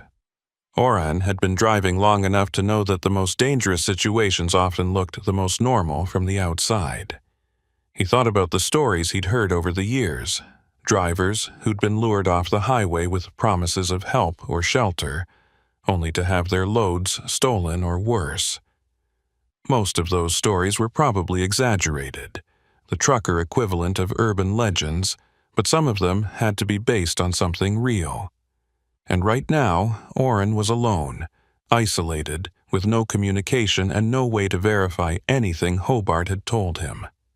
He walked to the sliding doors and tried to push one open a few inches, just to see what conditions looked like outside. The door wouldn't budge. Snow had already drifted against it, packing tight enough to seal the gap. Orrin put his shoulder into it and managed to create a 6-inch opening. White chaos poured through, wind screaming, snow driving horizontal. He could barely see 10 feet beyond the door. The pickup Hobart had been driving was gone, presumably driven to wherever the house was, but Orrin couldn't see any structures, any lights, any sign of human habitation. Just white on white on white, the landscape erased by the storm. He pulled the door closed and latched it, then walked back to his truck. The barn had overhead lights, fluorescent tubes that buzzed and flickered, powered by the generator Hobart had mentioned. Orrin could hear it running somewhere outside, a distant mechanical chug that was barely audible over the storm. The propane heater was mounted on the wall near the far end of the barn, and when Orrin found the switch, It kicked on with a whoosh of blue flame. The heat was immediate and welcome, cutting through the cold that had already seeped into his bones during the drive. Oren climbed back into his cab and pulled out his logbook. He needed to make notes about the delay, document the weather conditions, the road closure, the decision to seek shelter. If dispatch gave him grief later, he'd need a paper trail showing he'd made reasonable choices given the circumstances. He wrote for a few minutes, then stopped and stared at the page. The words looked hollow, insufficient to capture what had actually happened. How did you document the feeling of following a stranger into a blizzard? How did you explain the calculation you'd made between danger and necessity, between risk and survival? He set the logbook aside and tried the CB again, cycling through channels, listening for any voice that might cut through the static. Channel 19 was dead. Channel 9 was dead. Even the weather channels were silent, just white noise that matched the white chaos outside. Oren turned the CB off to save battery and sat in the dark cab, trying to think through his situation logically. He was stuck here until the storm passed, that much was certain. Even if the road opened up tonight, he couldn't navigate back to I-80 in these conditions. He'd have to wait for morning, hope the visibility improved, and hope Hobart came back to guide him out. The hope part bothered him. He was putting a lot of trust in a man he'd just met, a man whose only credentials were a weathered face and a reasonable story. Oren thought about the conversation on the highway, replaying it in his mind, looking for red flags he might have missed. Hobart had known the road was closed, but how? He'd said he got word on the radio, but from who? State Patrol, other drivers, the local news? And why had he been out on I-80 in the first place, parked on the shoulder in the middle of a blizzard, waiting to flag down trucks? The more Oren thought about it, the less sense it made. If Hobart was just a good Samaritan helping stranded drivers, why hadn't he mentioned other trucks? Why hadn't he said, "I've got 3 rigs already parked at my place, you can join them"? Why had he made it sound like Oren was the only one, the only driver who needed help? Oren's gut started to tighten, that same instinct that had kept him out of trouble on the road for 8 years. Something wasn't adding up, and the fact that he couldn't put his finger on what bothered him even more than the isolation. He pulled his phone out again and scrolled through his contacts, looking for someone he could text when the signal came back. Dispatch would be the logical choice, but they'd just yell at him for being off route. His ex-wife would probably answer, but their relationship was complicated enough without adding distress calls from the middle of nowhere. He thought about calling 911, documenting his location in case something went wrong, but he didn't even know his location.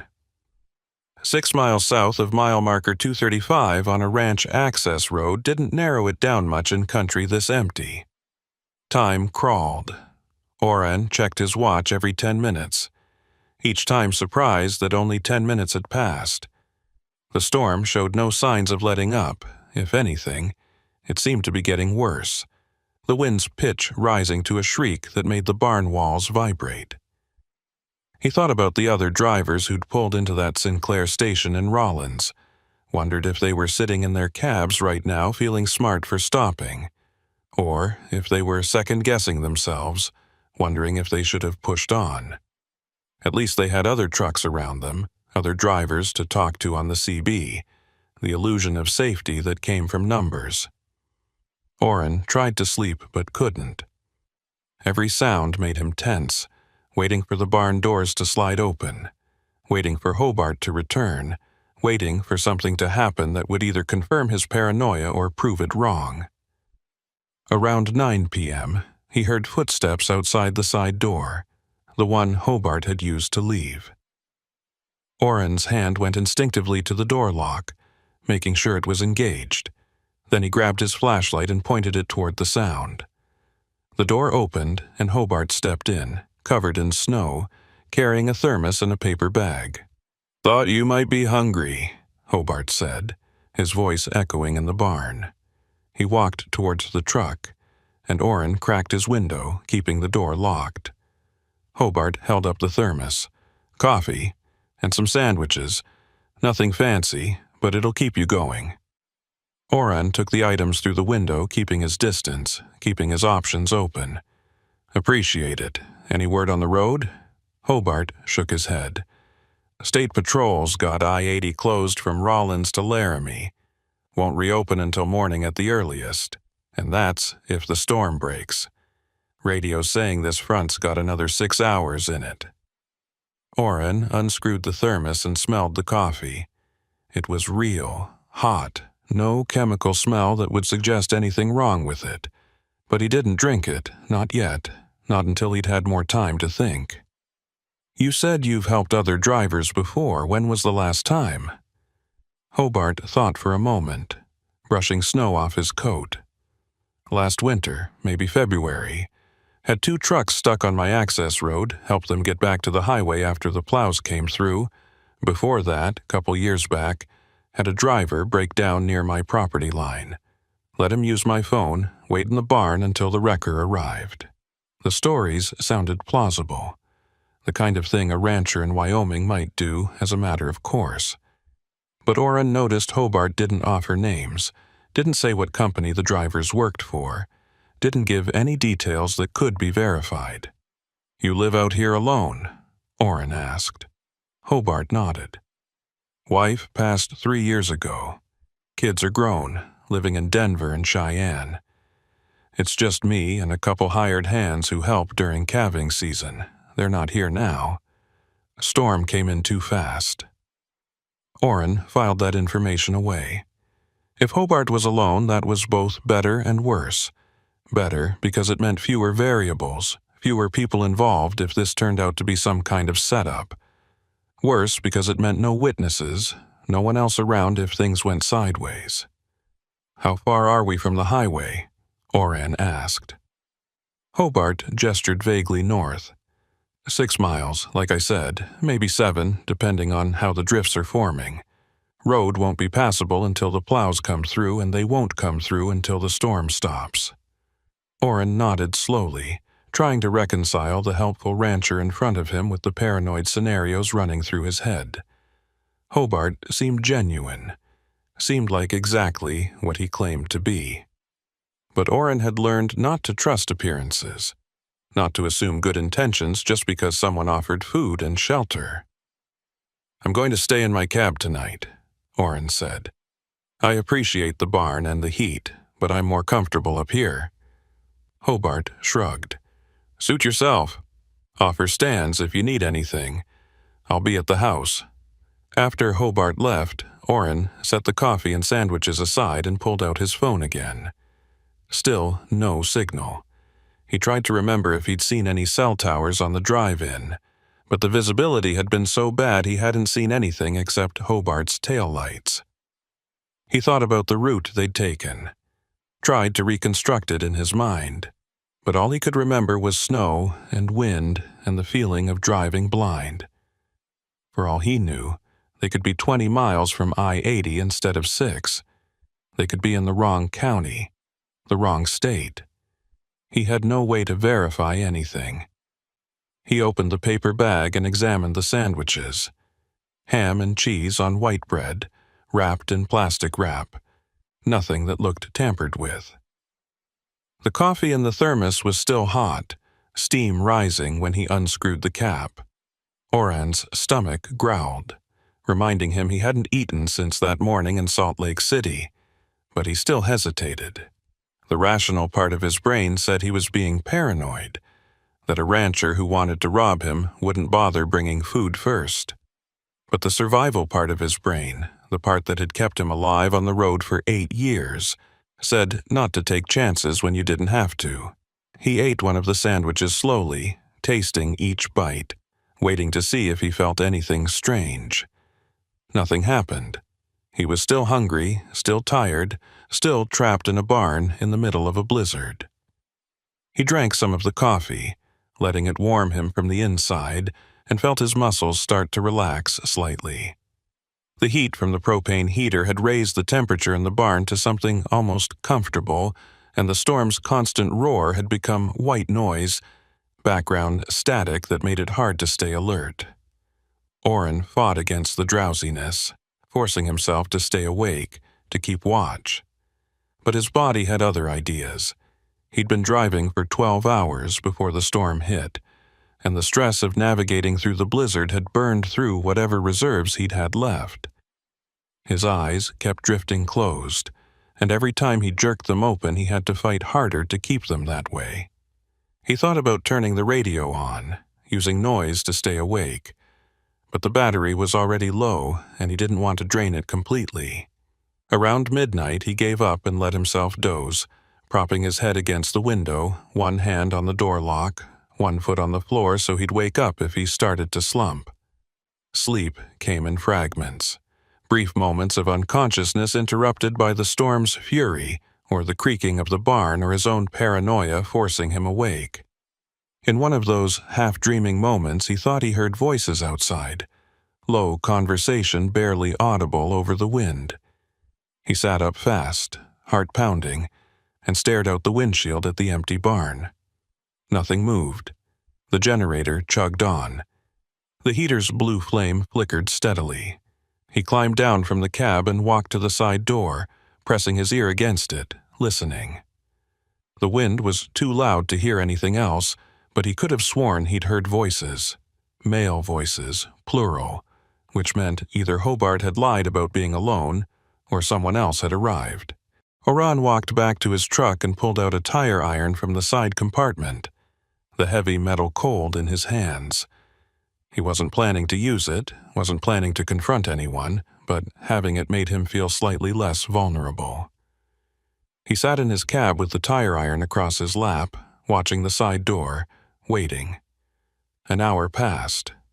2 hours. Nothing happened. The voices, if they'd been real at all, didn't return. Orrin started to think he'd imagined them, his paranoid brain manufacturing threats out of wind noise and exhaustion. But he couldn't shake the feeling, couldn't let his guard down. He thought about his load, 40,000 pounds of agricultural equipment that probably wasn't worth stealing but could be if someone knew the right buyers. He thought about insurance fraud, about staged delays, about scams that involved isolating drivers and then claiming their loads had been damaged or lost. The more he thought, the worse the scenarios became. By 3 a.m., Orrin had convinced himself he was in serious trouble, that Hobart was part of a crew that specialized in stranded drivers, that the whole setup had been planned from the moment Hobart flagged him down on I-80. But the rational part of his brain kept pushing back, asking for evidence, asking why a thief would bother feeding his victim, why a criminal would go through the elaborate theater of pretending to be a helpful rancher when he could just rob Orrin at gunpoint and be done with it. Orrin didn't have answers. All he had was instinct, and his instinct was screaming at him that something was wrong. But instinct without evidence was just fear, and fear without action was paralysis. So he sat in his cab, tire iron in his lap, and waited for morning. Waited for the storm to break. Waited for Hobart to show his true intentions or prove himself innocent. Waited for the moment when he'd either laugh at his own paranoia or curse himself for not acting sooner. The storm finally started to ease around 5 a.m. The wind's howl dropped to a low moan, and the snow changed from horizontal sheets to vertical flakes. Orrin could see the far wall of the barn now, could make out details that had been invisible hours before. He tried his phone again, and this time he got a single bar of signal, flickering in and out but present. He immediately pulled up his messages and started typing to dispatch. Stuck at Ranch 6MI south of I-80 near mile marker 235. Storm delay. Will update when road opens. He hit send and watched the message sit in the outbox trying to push through the weak signal. A minute later, it went through. Relief flooded through him. Not because dispatch could help, they couldn't, but because he'd established a record, a timestamp, a digital breadcrumb that proved where he was and when. If something happened now, at least someone would know to start looking. His phone buzzed with a reply from dispatch almost immediately. "Copy. Keep us updated. North Platte receiver extended delivery window to Saturday. You're good on time." That was something, at least. One less pressure, one less reason to make stupid decisions. Orrin climbed down from his cab and walked to the barn doors. The snow had stopped falling, and the sky was lightening from black to gray, the kind of pre-dawn glow that meant sunrise wasn't far off. He managed to push one of the doors open a few feet, enough to see outside. The landscape was transformed, everything buried under 2 feet of fresh snow. The ranch access road completely invisible. Drifts had piled up against fence lines and buildings, sculpted by the wind into shapes that looked almost organic. And in the distance, maybe a quarter-mile away, he could see a house, a simple ranch-style structure with smoke rising from the chimney. So Hobart had been telling the truth about that, at least. There was a house, and the house looked exactly like what you'd expect from a Wyoming rancher. No elaborate compound, no suspicious vehicles, just a working ranch in the middle of nowhere. Orrin felt some of his paranoia start to ease, replaced by embarrassment at how worked up he'd gotten. Maybe Hobart really was just a decent guy helping a stranded driver. Maybe the voices Orrin had heard were just the storm playing tricks. Maybe he'd been alone too long on the road, jumping at shadows, seeing threats where none existed. But then he heard the sound of an engine, and his tension snapped back. A vehicle was approaching, pushing through the snow, and as it got closer, Orrin recognized Hobart's white pickup. It pulled up to the barn doors, and Hobart climbed out, looking tired but alert. "Morning," he called. "Storm's past. Plows should be working the highway by now. Give them a couple of hours to clear I-80, then I can guide you back out to the main road." Orrin nodded, relief mixing with residual suspicion. "Appreciate it. Any chance I can use a phone? Mine's barely getting signal." Hobart gestured toward his pickup. "I've got a radio in the truck. You can use that to call whoever you need." Orrin followed him to the pickup, and Hobart handed him a CB handset connected to a more powerful base unit. Orrin keyed up and tried channel 19. This time, voices came back, faint but present. "Westbound near Laramie. Roads still closed, but plows are moving. Should be open by 8 or 9. Another voice chimed in. "I-80's a mess, east of Rollins. Saw 3 trucks in the median. Be careful out there." The voices were real. Other drivers, other trucks, the familiar rhythm of the road. Orrin felt something inside him unclench, a knot of anxiety he hadn't realized he'd been carrying. He handed the radio back to Hobart. "Thanks. I'll be ready to move when the road opens." Hobart nodded and walked back toward his house, leaving Orrin alone in the barn again. Orrin stood there for a long time, watching the sun rise over the snow-covered plains, thinking about the night he'd just survived and wondering if the danger had been real or imagined. He'd probably never know for sure. That was the nature of situations like this, ambiguous, uncertain, open to interpretation. All he knew was that he'd made it through, that his load was intact, and that in a few hours he'd be back on I-80 heading east toward North Platte like nothing had happened. But something had happened, even if he couldn't articulate what. He'd crossed a line between safety and isolation, between the known and the unknown, and he'd come back changed in ways he was still trying to understand. By 8 a.m., the plows had made enough progress that Hobart agreed to guide Orrin back to I-80. The ranch access road was still buried under snow, but Hobart's pickup had enough ground clearance and weight to break trail, and Orrin followed in his tracks, keeping his speed down to 10 miles per hour and his hands light on the wheel. The trailer fishtailed twice on the packed snow, but he corrected gently and kept moving forward.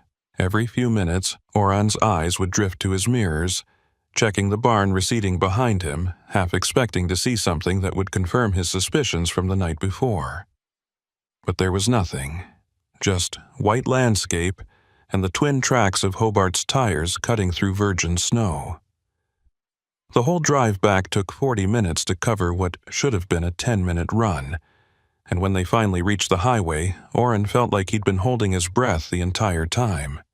His shoulders ached from tension, his jaw hurt from clenching, and his hands had left sweat marks on the steering wheel despite the cold. I-80 was open, but barely. A single lane had been plowed in each direction, with walls of snow piled 6 feet high on both shoulders. Traffic was moving at 40 miles per hour, a slow procession of trucks and passenger vehicles creeping east under a sky that was now brilliantly blue and achingly cold. The kind of sky that made you forget how violent the storm had been just hours before, how close you'd come to being swallowed by it. Hobart pulled onto the shoulder at the junction, and Oran stopped beside him. The ranch owner climbed out of his pickup and walked over to Oran's window, his breath creating clouds in the frozen air. Oran rolled down his window, feeling the bite of wind on his face. "You're all set," Hobart said, his voice carrying the same friendly tone it had maintained throughout their encounter.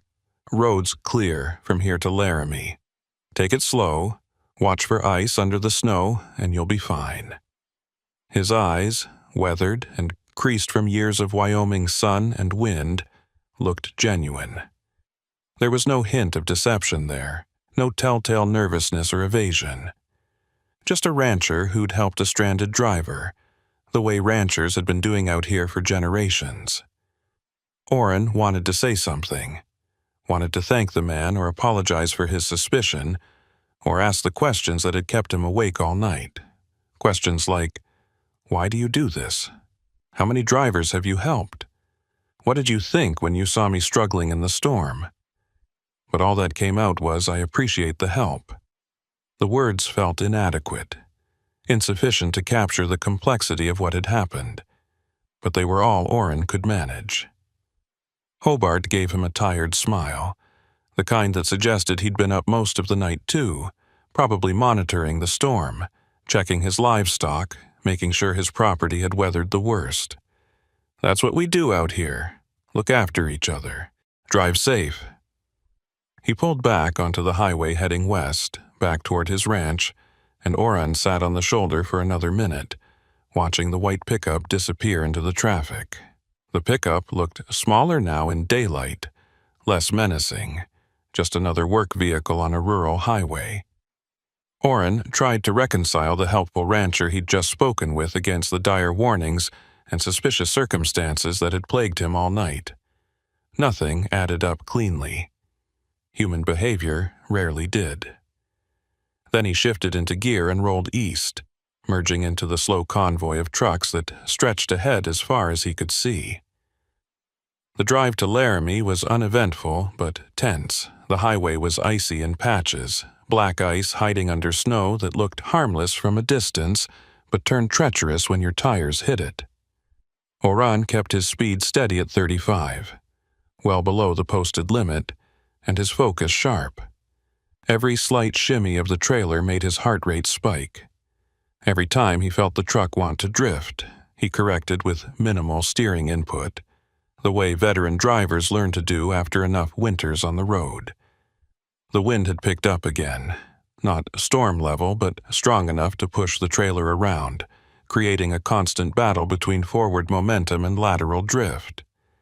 His CB was active now, drivers calling out hazards and road conditions, sharing information about which lanes were better plowed, which exits had services open, which rest areas had been cleared.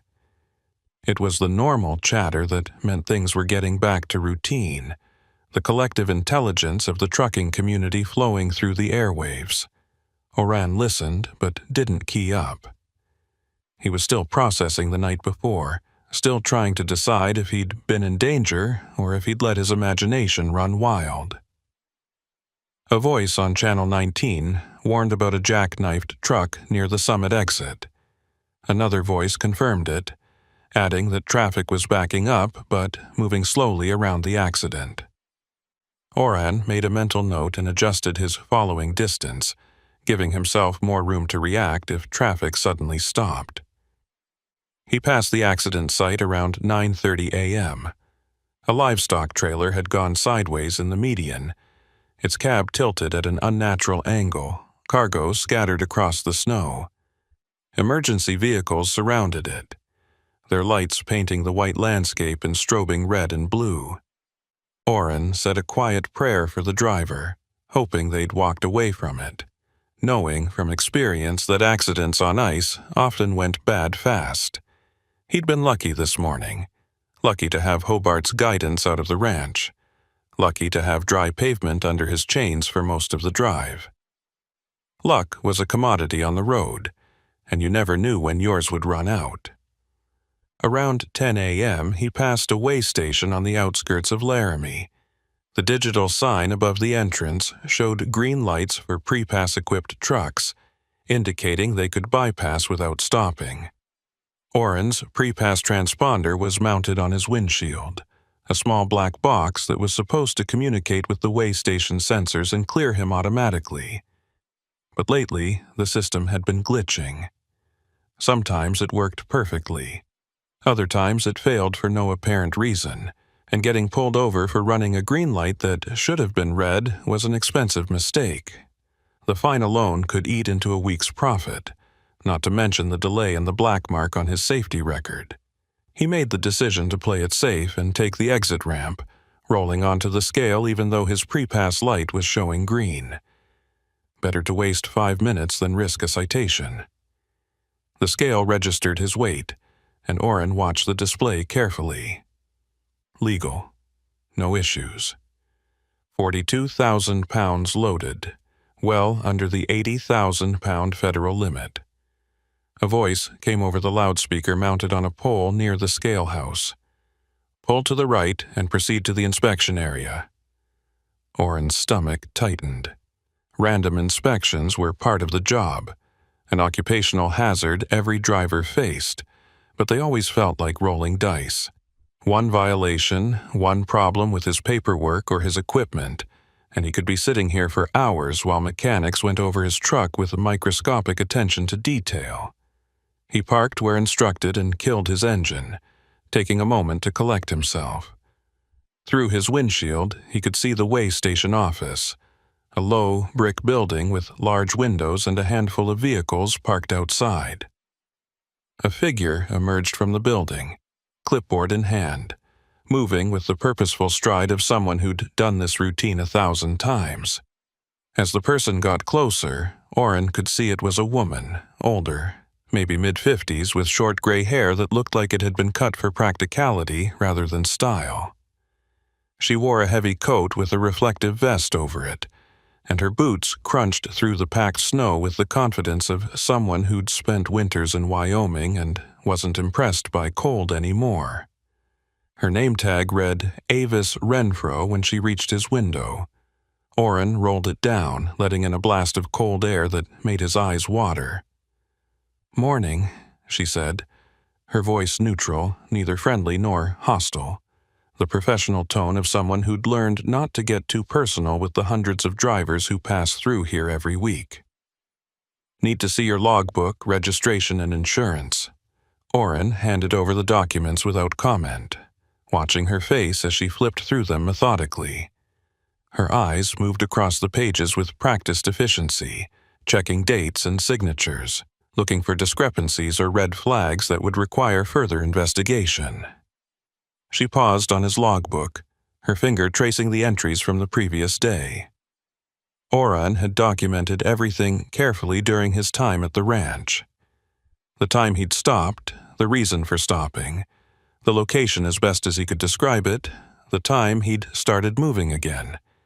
Documentation was your only defense if questions arose later, if dispatch complained about delays, or if the company's safety department wanted to know why you'd gone off route. "You came through the storm last night," she said. It wasn't a question, more of a statement confirming what she was reading. Oren nodded. Got stuck south of Rollins. Had to shelter at a ranch until the road opened. Avis looked up from the clipboard. Her expression still neutral, but something had shifted in her eyes. A flicker of interest, maybe concern, something that suggested his answer had triggered a connection in her mind. "Which ranch?" she asked, and now her voice carried more weight, more focus.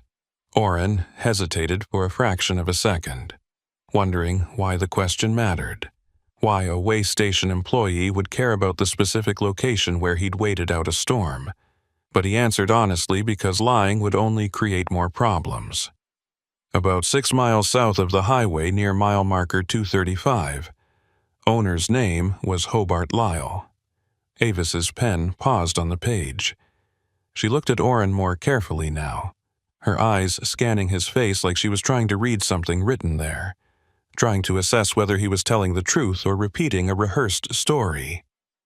The silence stretched for several seconds, long enough to make Oren uncomfortable, long enough to make him wonder if he'd said something wrong. Then she set the clipboard down on his step rail, carefully, deliberately, and crossed her arms. The gesture wasn't threatening, but it signaled that this conversation had just shifted from routine inspection to something more serious. "Hobart Lyle," she repeated slowly, as if testing the name on her tongue, seeing how it felt. "Tall guy, older, drives a white pickup with amber lights?" Oren felt his pulse quicken, that familiar spike of anxiety that came when you realized you might be in trouble but didn't yet know what kind. "Yeah, that's him. You know him?" His voice came out more defensive than he'd intended, and he forced himself to take a breath, to stay calm. Avis studied him for another moment, then seemed to make a decision.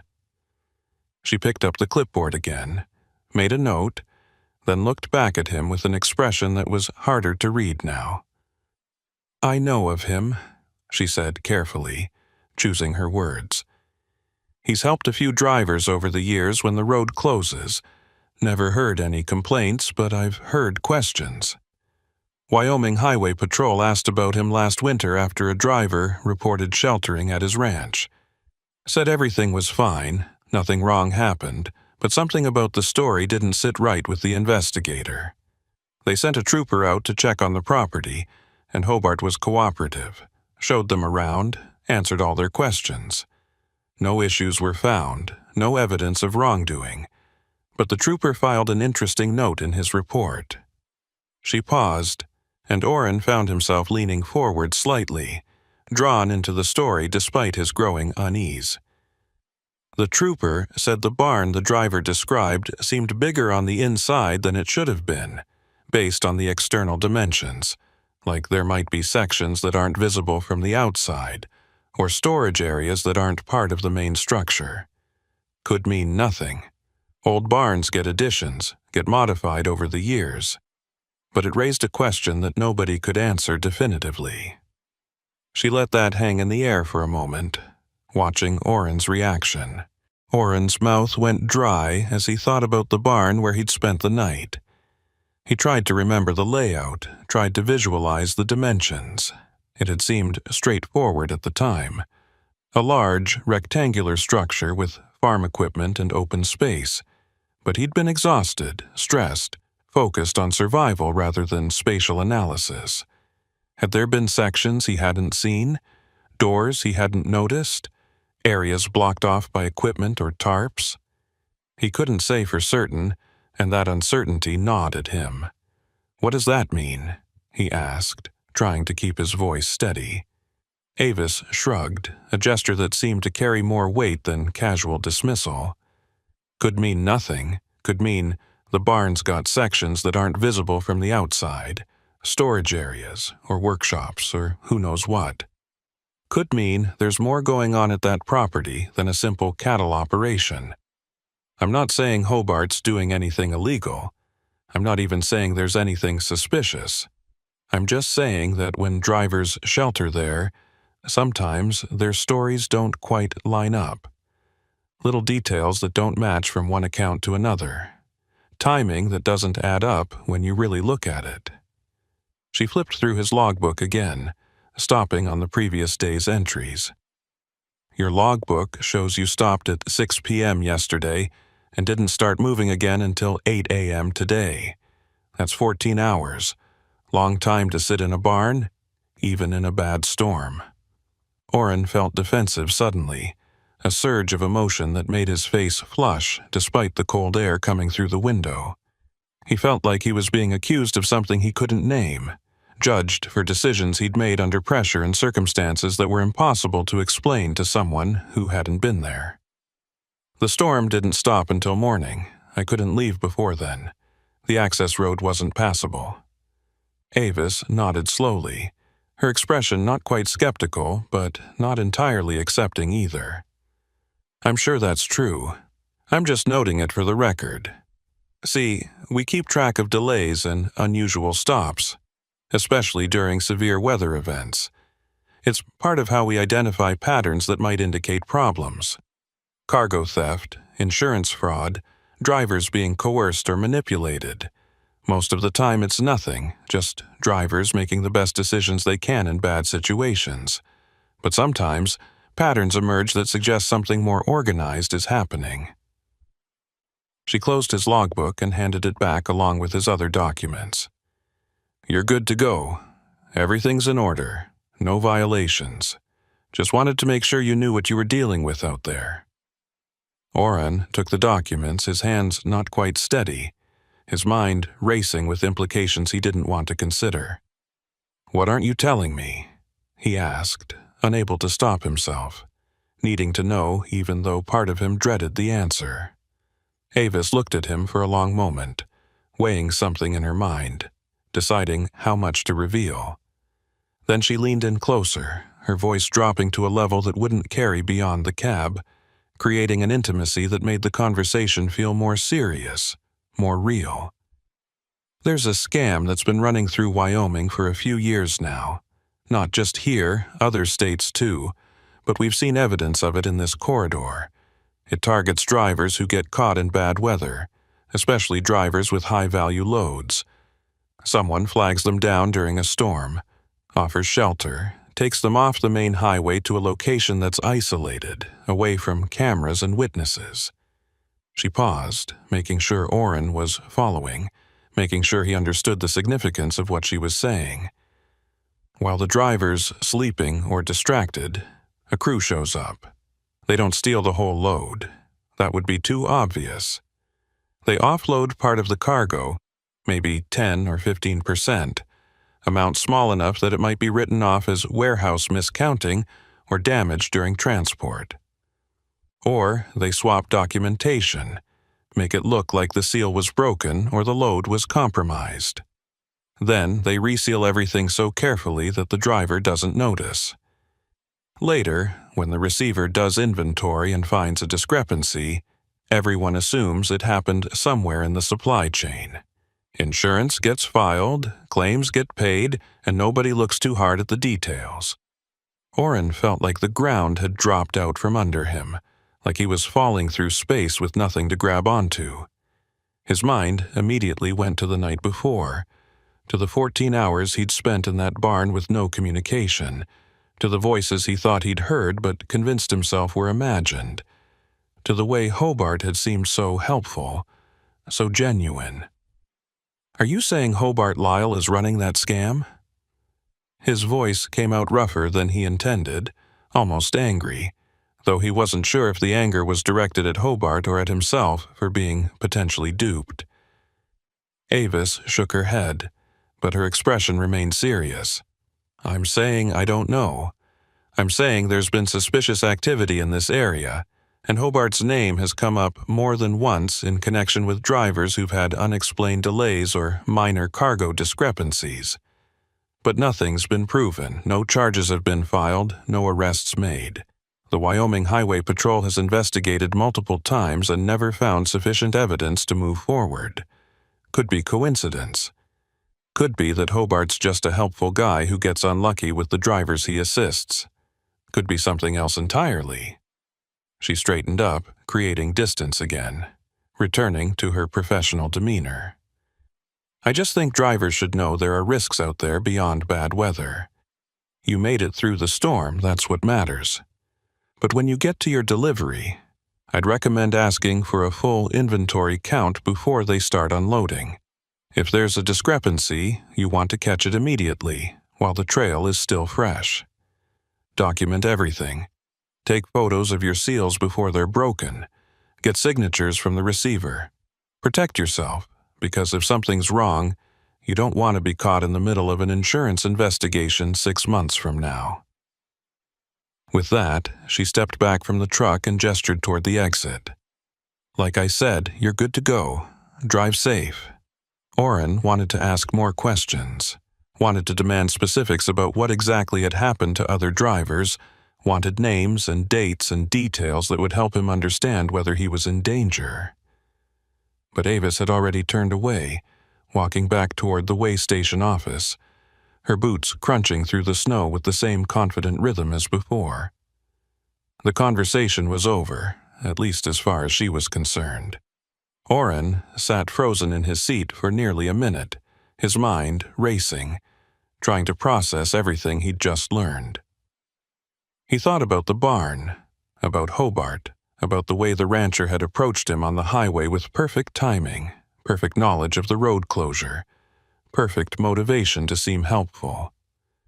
He thought about the night he'd spent there, about the sounds he'd heard, about the coffee and sandwiches Hobart had brought. Had any of it been real, or had it all been theater, carefully staged to keep him calm and compliant while something else happened in the dark? He climbed down from the cab, his legs unsteady, and walked to the back of his trailer. The snow crunched under his boots, and the wind bit at his exposed face, but he barely noticed. He pulled out his flashlight even though it was full daylight now, needing to see clearly, needing to check for himself. He examined the door seals with an intensity that bordered on obsession. The seals had his company's marks, blue and white plastic tags with serial numbers that matched his paperwork. He checked the numbers against his bill of lading, confirming each digit. They matched. The locks looked untouched, the hasps secure, the metal showing no signs of forced entry or manipulation. But that didn't mean nothing had happened. Oren knew enough about cargo fraud from safety briefings and industry newsletters to know that sophisticated operations didn't break seals, they copied them. They had equipment that could read the serial numbers, printers that could reproduce the plastic tags with perfect fidelity, skills that came from years of practice and refinement. They were professionals, and professionals didn't leave obvious evidence. He pulled out his phone and started taking photos from multiple angles. Close-ups of the seals, wide shots of the entire door assembly, pictures of the trailer number and the company logo. He documented everything he could think of, building a record that would protect him if questions arose later. When he was satisfied he'd captured enough images, he climbed back into his cab and sat there for another minute, trying to calm his racing thoughts. He needed to call his dispatcher, needed to report what he'd learned, but he didn't want to sound paranoid or alarmist. The load was probably fine. The seals looked intact. He'd likely gotten worked up over nothing. But Avis's warning kept echoing in his mind, her careful phrasing suggesting she knew more than she was saying, her concern for his well-being seeming genuine despite the professional distance she maintained. He pulled out his phone and dialed a dispatch. The line rang twice before connecting. "Dispatch, this is Monica." Her voice sounded harried, like she was juggling multiple calls and problems simultaneously. Oren took a breath and tried to sound calm, professional, not like a driver who'd spent the night in an isolated barn possibly being set up for insurance fraud. "Monica, it's Oren. I need to report a potential security issue with yesterday's delay." There was a pause on the other end, the sound of typing stopping. "What kind of security issue?" Her voice had shifted, become more focused. Oren explained the situation, keeping it factual, avoiding speculation. The storm, the ranch, the night in the barn, the conversation with Avis at the way station.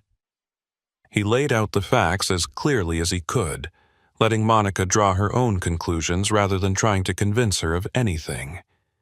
When he finished, there was another pause, longer this time. "Okay," Monica said slowly, and Oren could almost hear her thinking through the implications. "Here's what we're going to do. You proceed to North Platte as planned. When you get there, before they start unloading, you ask the receiver to do a full inventory count. Not just a piece count, but a detailed check against the manifest. If anything's missing or damaged, we need to know immediately, while you're still on site. I'll file a report with our security department right now, and I'll contact our insurance company to give them a heads up. Did you get the rancher's full name and contact information?" Oren felt his stomach sink as he realized the extent of his failure to gather basic information. "I got his name, Hobart Lyle, and a general location, but no phone number, no physical address beyond 6 miles south of mile marker 235. I didn't think to ask for more at the time." The admission felt like a confession of incompetence, proof that he'd been so focused on surviving the storm that he'd abandoned basic security protocols. Monica made a sound that could have been frustration or sympathy. It was hard to tell over the phone. "Okay, well, that's something at least. I'll pass it along to security, and they can work with local law enforcement if needed. Just get to North Platte, get the load checked, and keep your phone on.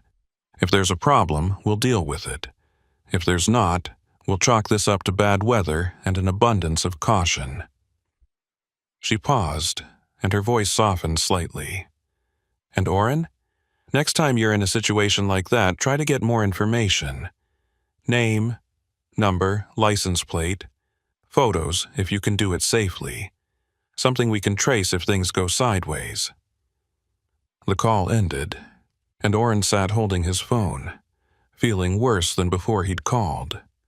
He'd done everything Monica asked, but it felt inadequate, insufficient to address the gnawing anxiety in his gut. He pulled out of the way station and back onto I-80, merging into traffic that had picked up speed now that the storm's immediate aftermath was clearing. The highway ahead stretched toward Nebraska, familiar and endless, but it no longer felt like neutral territory. It felt like a gauntlet he had to run, every mile bringing him closer to the moment when he'd learn whether his load was intact or whether he'd been played. 6 months passed before Oren found himself heading back through Wyoming. It was September now, early fall, when the weather could shift from clear skies to snow in a matter of hours, but usually gave you enough warning to plan around it.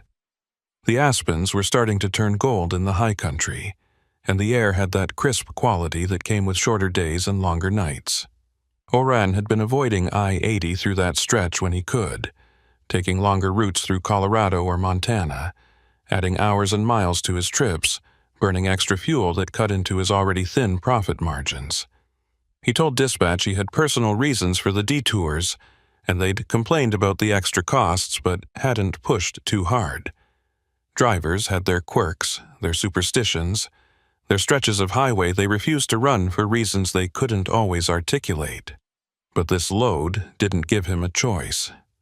Time-sensitive pharmaceutical shipment, Sacramento to Omaha, premium rate if delivered within 48 hours, penalty clauses if it was late. The only route that made the delivery window was straight through Wyoming, straight through the corridor where everything had happened back in March. Oren had stared at the route map on his tablet for 10 minutes before accepting the load, his finger tracing the line of I-80 through Rawlins and Laramie, past the spot where Hobart had flagged him down, past the way station where Avis had planted seeds of doubt that had grown into a forest of paranoia over the following months. He'd called dispatch 3 times trying to negotiate an alternate route, suggesting he could run south through Colorado and pick up I-80 in Nebraska, avoiding Wyoming entirely. But the dispatcher had been firm. The pharmaceutical company had specific requirements about transit time and temperature control, and the southern route added 12 hours that would blow the delivery window and void the premium rate. "It's a straight shot, Oren," the dispatcher had said, her voice carrying the tired patience of someone who'd had this conversation too many times. "Clear weather forecast. No construction delays. You'll be through Wyoming in 6 hours. Take the load, or I'll give it to someone else." So he'd taken it. He'd picked up the pharmaceuticals at a secured warehouse in Sacramento just after midnight, spent an hour doing his pre-trip inspection with more care than usual, checking every seal, every strap, every lock twice, and then a third time for good measure. The load was valuable, close to $2 million in prescription medications bound for a regional distribution center that supplied hospitals and pharmacies across Nebraska and Iowa. The kind of load that made you check your mirrors more often, that made you choose your parking spots carefully, that kept you from sleeping too soundly even when you were exhausted. He'd left Sacramento at midnight, made good time through Nevada and Utah, and crossed into Wyoming just after sunrise. The landscape looked different in fall light compared to the winter white he remembered from March. The browns and golds of dried grass replaced the snow, and the sky was that deep blue you only saw in high-altitude western states, so clear and vast it made you feel small and exposed. I-80 stretched ahead like a ribbon of possibility, traffic light, conditions perfect. Oren kept his speed at 65 and his mind focused on the road, trying not to think about the barn 6 miles south of mile marker 235, trying not to scan every turnout for white pickups with amber lights. But he couldn't help it. The human brain was wired to remember threats, to catalog dangers and watch for their return. Every mile that passed brought him closer to the spot where he'd made the decision to follow Hobart off the highway, and the closer he got, the more his stomach tightened. His hands were clamped on the wheel hard enough to make his knuckles ache. His jaw was set so tight he could feel the beginning of a headache forming behind his eyes. He'd rolled through dangerous situations before, driven through worse weather, hauled more valuable loads. But this felt different. This felt personal in a way he couldn't quite explain. Around 10 a.m., as Oren approached Rollins, he found himself slowing down involuntarily, his foot easing off the throttle as if his body was preparing for something his conscious mind hadn't fully acknowledged. He checked his mirrors more frequently now, scanning for vehicles that might be following him, for patterns that might suggest coordination. A blue sedan had been pacing him for the last 10 miles, staying 3 car lengths back in the right lane, matching his speed with mechanical precision. Probably just another driver using cruise control, Oren told himself. Probably nothing. But the sedan's presence made his pulse quicken anyway. The Sinclair station where other trucks had sheltered during the March storm appeared on his right, and Oren felt a pang of something like regret mixed with vindication. If he'd stopped there instead of pushing on into the storm, none of the uncertainty would have happened. He'd have lost a day waiting out the weather, but he'd have avoided the night in the barn, avoided the questions that had followed him ever since. But he also might have avoided learning something important about how the road really worked, about the predators that operated in the margins between help and harm. Knowledge had a cost, and he'd paid it. He passed the turnoff for the ranch access road without incident. No vehicles were parked on the shoulder. No one was flagging down trucks. Nothing that suggested Hobart was out there doing what Pearl Vandiver claimed he did. Just empty highway and empty plains, and the ghost of a memory that felt less real with every mile. The blue sedan had taken an exit somewhere behind him, replaced now by a silver SUV that seemed to be in no hurry. Traffic patterns, Oren reminded himself. Just normal traffic patterns. Not everything was a conspiracy. Not every vehicle was a threat. Oren started to relax slightly, his shoulders dropping from their hunched position, his breathing deepening as the immediate danger zone passed behind him. Maybe this trip would be uneventful.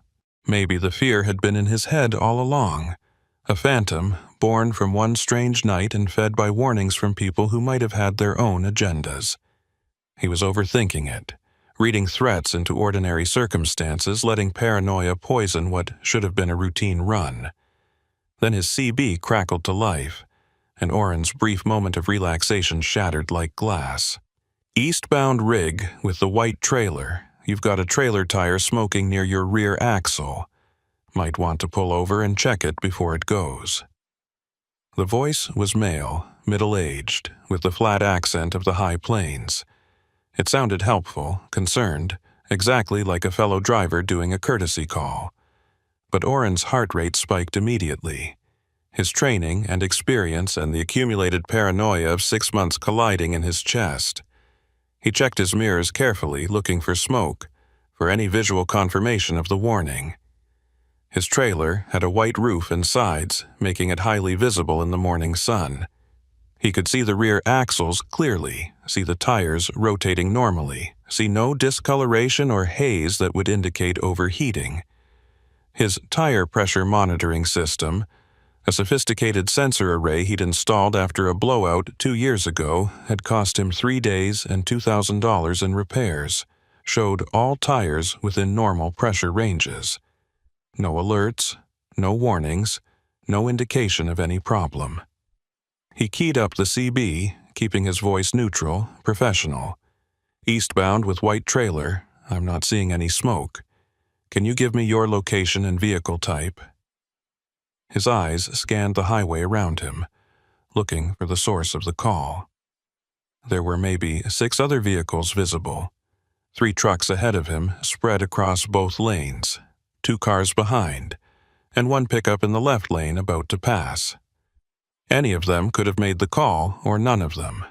CB range was unpredictable, could carry for miles under the right atmospheric conditions. A pause on the CB, longer than you'd expect if someone was just responding to a simple question. Then the voice came back. Different now, more cautious, less certain. My mistake, brother. Must have been the rig ahead of you. The angle was wrong from where I am. Disregard. The transmission ended with a click, and the channel went silent except for the faint background static that was always present. Oren's hands tightened on the wheel until his knuckles turned white. The exchange felt familiar. Too familiar. Like déjà vu layered with dread. A fake mechanical issue designed to get him to pull over, then a quick correction when he questioned it. It was a classic con, a technique used by cargo thieves and hijackers, documented in safety bulletins and warned about in driver training seminars. Make the target think they have a problem that requires immediate attention. Get them isolated on a shoulder or in a turnout, then move in when they're vulnerable and distracted. It was the same playbook Luther Pritchard had used on Deacon Woolridge in that story every driver seemed to know. The one that circulated through truck stops and online forums like a campfire tale with the ring of truth. And it was happening again. Right here. Right now, on the same stretch of highway where Hobart had flagged him down 6 months ago. The same territory, the same tactics, possibly the same crew. Coincidence felt unlikely. This felt deliberate, targeted, like someone had been waiting for him to come back. Oren didn't pull over. He kept his speed steady at 65 and scanned every vehicle around him with renewed intensity, trying to identify threats, trying to see patterns in the seemingly random flow of traffic. The pickup that had been passing him in the left lane suddenly slowed, dropping back to pace him instead of completing its pass. That was wrong. When you started a pass on the highway, you committed to it. You didn't abort halfway and fall back into formation. The behavior was unnatural, deliberate, the kind of thing that happened when vehicles were coordinating. A blue sedan appeared in his mirrors, coming up fast in the right lane. Oren watched it approach, trying to see the driver's face, but the windshield reflected too much sunlight. The sedan pulled alongside him, staying in his blind spot for longer than normal traffic patterns would explain. 30 seconds passed. 45. A full minute. The sedan just sat there, neither passing nor falling back, maintaining perfect parallel position. Oren adjusted his speed, slowing to 60 to see if the sedan would respond. It did, slowing with him, maintaining the same relative position.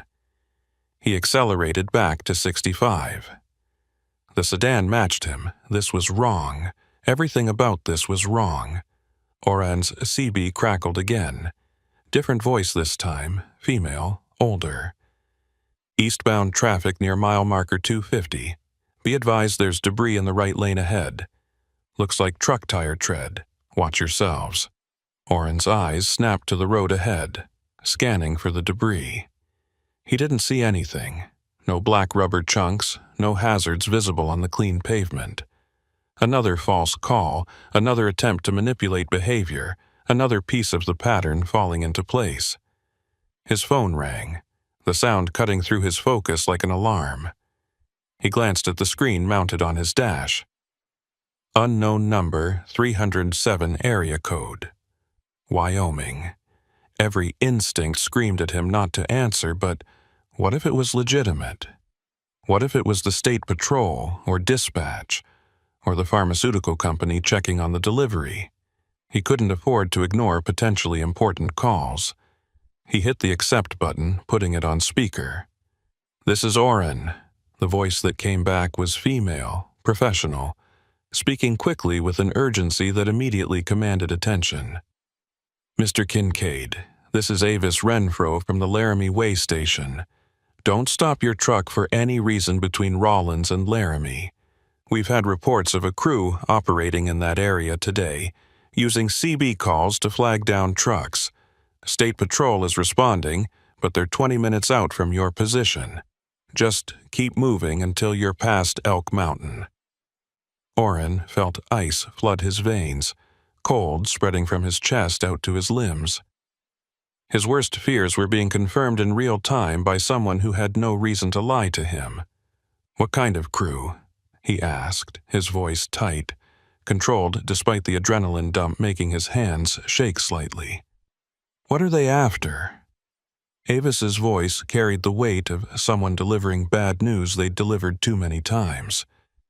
"We don't have all the details yet, but it matches the pattern I told you about in March. False mechanical warnings on CB, vehicles coordinating to box in targets, offers of help that lead to isolated locations. One truck reported being followed after ignoring a CB call about a smoking tire.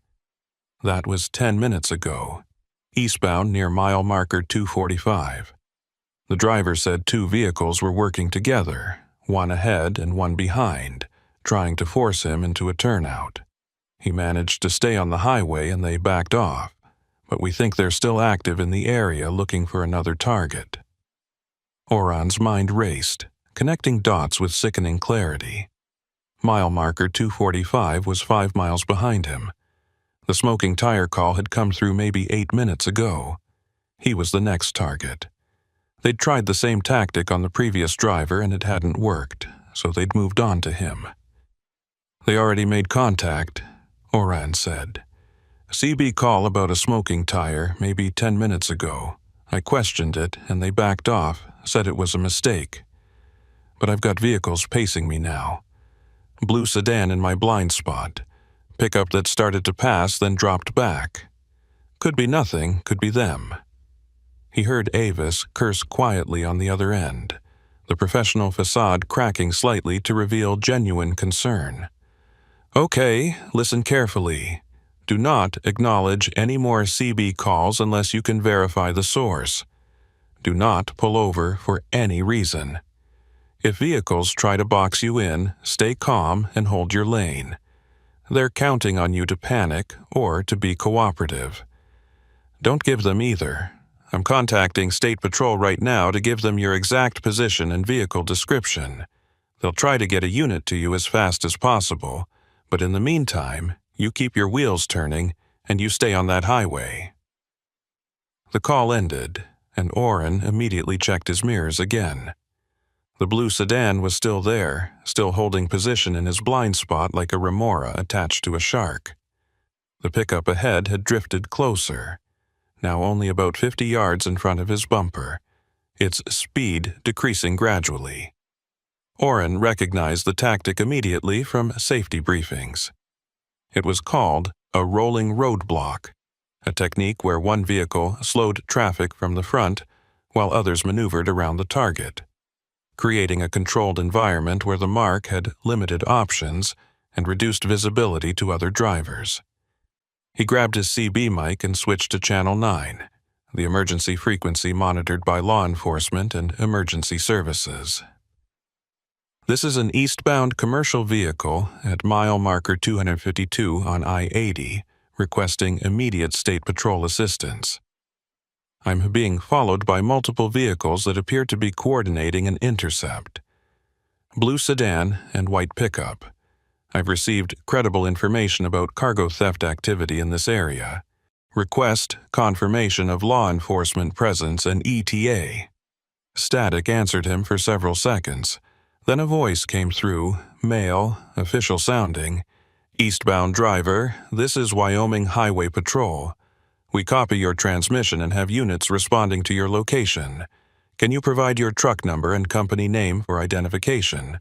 Oren rattled off the information, feeling a small measure of relief that someone official was now aware of his situation. ETA on responding units is approximately 15 minutes. In the meantime, maintain your current speed and stay on the highway. Do not stop for any reason.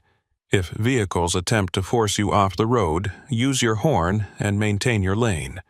We're tracking your position now. 15 minutes. That was an eternity when you were being hunted. Oren did the math quickly. At 65 miles per hour, he'd cover about 16 miles in 15 minutes, which would put him past Elk Mountain and closer to Laramie. But 16 miles of highway with hostile vehicles coordinating around him felt like navigating a minefield. Every second stretched, every mile marker that passed felt like a small victory that could be snatched away at any moment. The white pickup ahead of him tapped its brakes, red lights flashing briefly. Oren maintained his distance, refusing to close the gap. The pickup braked again, harder this time, forcing Oren to slow to 55 to avoid rear-ending it.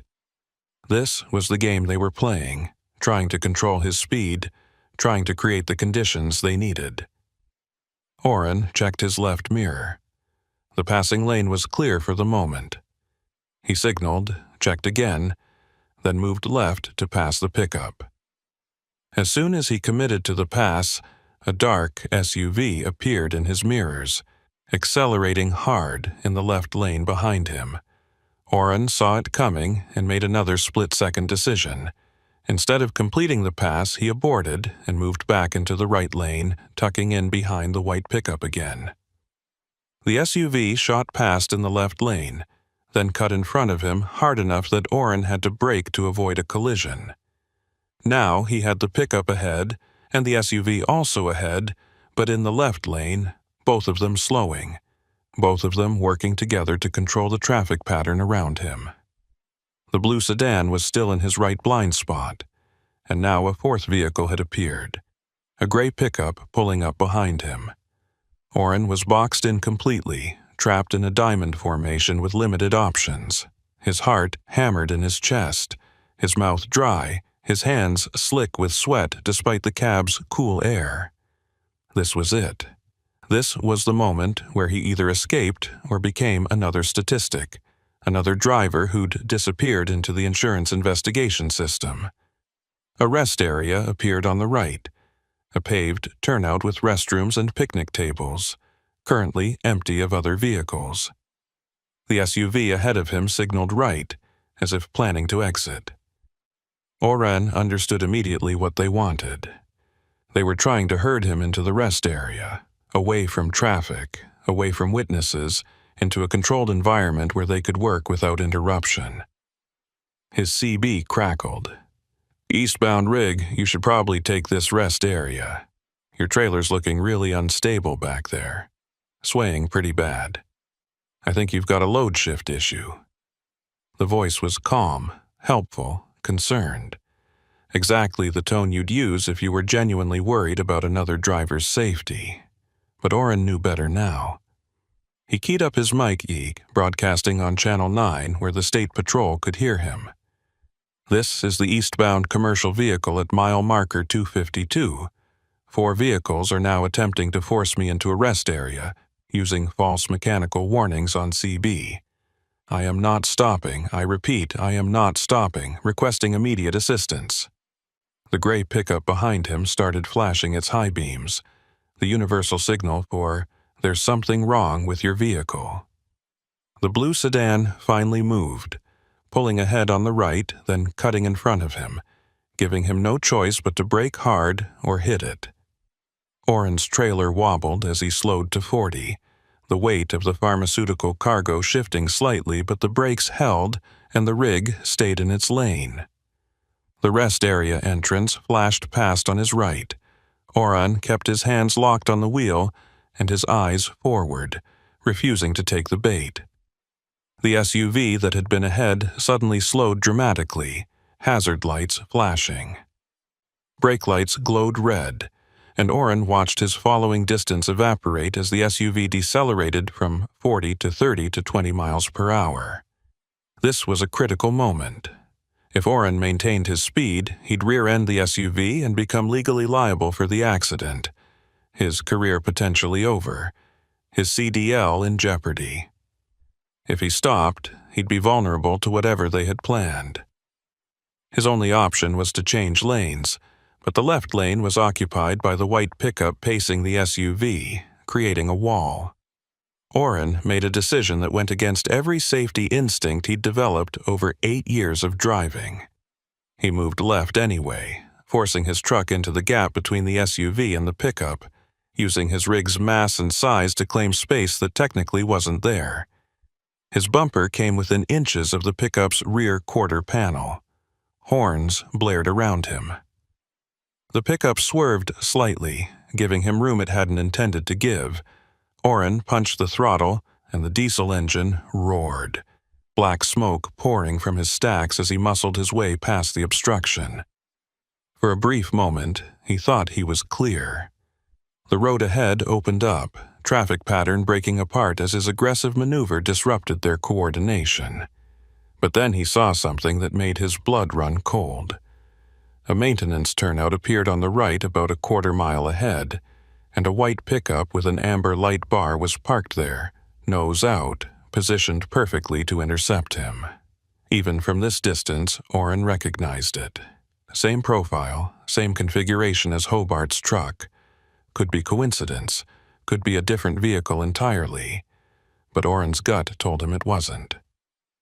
He grabbed his phone and dialed 911 with one hand while steering with the other. A dangerous move, but necessary. The call connected immediately. 911, what's your emergency? The dispatcher's voice was female, young, professionally calm. Oren forced his words out clear and fast, fighting to keep his voice steady despite the adrenaline flooding his system. I'm a commercial truck driver on I-80 eastbound near mile marker 254. I'm being followed by multiple vehicles that are attempting to force me off the highway. White pickup, blue sedan, dark SUV, gray pickup. They're coordinating their movements. There's another white pickup with amber lights parked in a turnout ahead that appears to be part of the operation. I need State Patrol immediately. The dispatcher asked him to confirm his location, and he repeated it, adding his truck number, company name, and a description of his trailer. She told him units were en route, already aware of his situation from his CB transmissions, ETA now less than 10 minutes. Stay on the line with me, Mr. Kincaid. Keep your doors locked, maintain your speed, and do not stop for anyone except a marked law enforcement vehicle.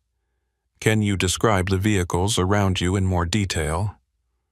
Oren did his best, rattling off colors and approximate makes, but his attention was split between the phone and the road ahead, where the white pickup with the light bar was waiting. As he got closer, the pickup pulled out of the turnout and merged onto the highway ahead of him, accelerating to match his speed. Now he had hostile vehicles ahead, behind, and on both sides. The formation was complete, the trap set, and Orrin was running out of highway before they forced him into whatever endgame they had planned. Through his windshield, Orrin could see the driver of the white pickup ahead, a tall figure in a dark jacket. From this distance and angle, he couldn't see the face clearly, but something about the posture, the way the man held himself, triggered recognition. His mind flashed back to March, to Hobart standing in the snow, flagging him down, to the rancher's weathered face and helpful manner. Was this the same man? Or was his traumatized brain seeing connections that weren't there?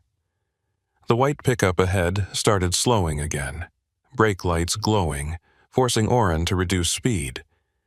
Behind him, the gray pickup closed the gap, tailgating so close that Orrin couldn't see its headlights in his mirrors. The blue sedan and the SUV bracketed him on the left, creating a rolling cage. Orrin's speed dropped from 60 to 50 to 40, and he knew that once he got below 30, they'd have him. At low speeds, his truck's mass advantage disappeared, and their maneuverability would dominate. They could block him completely, force him to stop, and then whatever they'd planned would unfold. "They're boxing me in," Orrin said into the phone, his voice tight. "Reducing my speed, blocking passing options. I'm down to 40 miles per hour and dropping." The dispatcher's voice remained calm, a lifeline of professional competence in the chaos. "State Patrol is 8 minutes out. A helicopter is being dispatched from Cheyenne, ETA 12 minutes. Air support will have eyes on you shortly. Keep me updated on your speed and position." 8 minutes. Orrin did the math. At his current rate of deceleration, he'd be below 20 miles per hour in 3 minutes, maybe stopped completely in 5.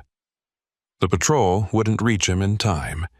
He needed to do something now, needed to break the pattern, needed to create an opportunity that didn't exist in the current equation.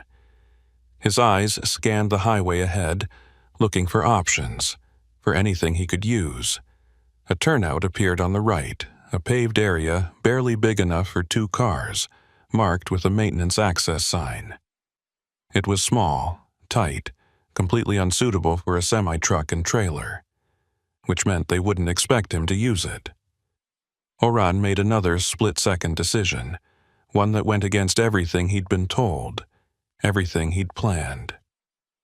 He cranked the wheel right and hit the brakes hard, tires barking as he fought to keep the trailer from jackknifing. The truck shuddered and slewed sideways, the trailer's momentum carrying it toward the ditch before the brakes finally bit and brought everything to a shuddering stop. He'd pulled into the tiny turnout at an angle, blocking most of it, his trailer hanging partially into the right lane. It was a terrible parking job, dangerous and probably illegal, but it accomplished one critical thing. He was stopped in a position where the highway patrol would see him immediately when they arrived. He was visible, exposed, impossible to miss, and most importantly, he was no longer moving, which meant the crew pursuing him couldn't herd him any further from help. The white pickup ahead had continued past, apparently not expecting Orrin's sudden move. It began to reverse on the shoulder, coming back toward him. The gray pickup behind had also passed, but was now backing up. The blue sedan and SUV had pulled onto the shoulder ahead, and Orrin could see figures emerging from the vehicles. His position was terrible from a defensive standpoint, but at least he'd stopped the rolling entrapment. Now it was a standoff. "I've stopped in a maintenance turnout at mile marker 254, Orrin told the dispatcher, keeping his voice as steady as he could manage. "Multiple subjects are now approaching my vehicle on foot. I'm locked in my cab with engine running. Doors are secured.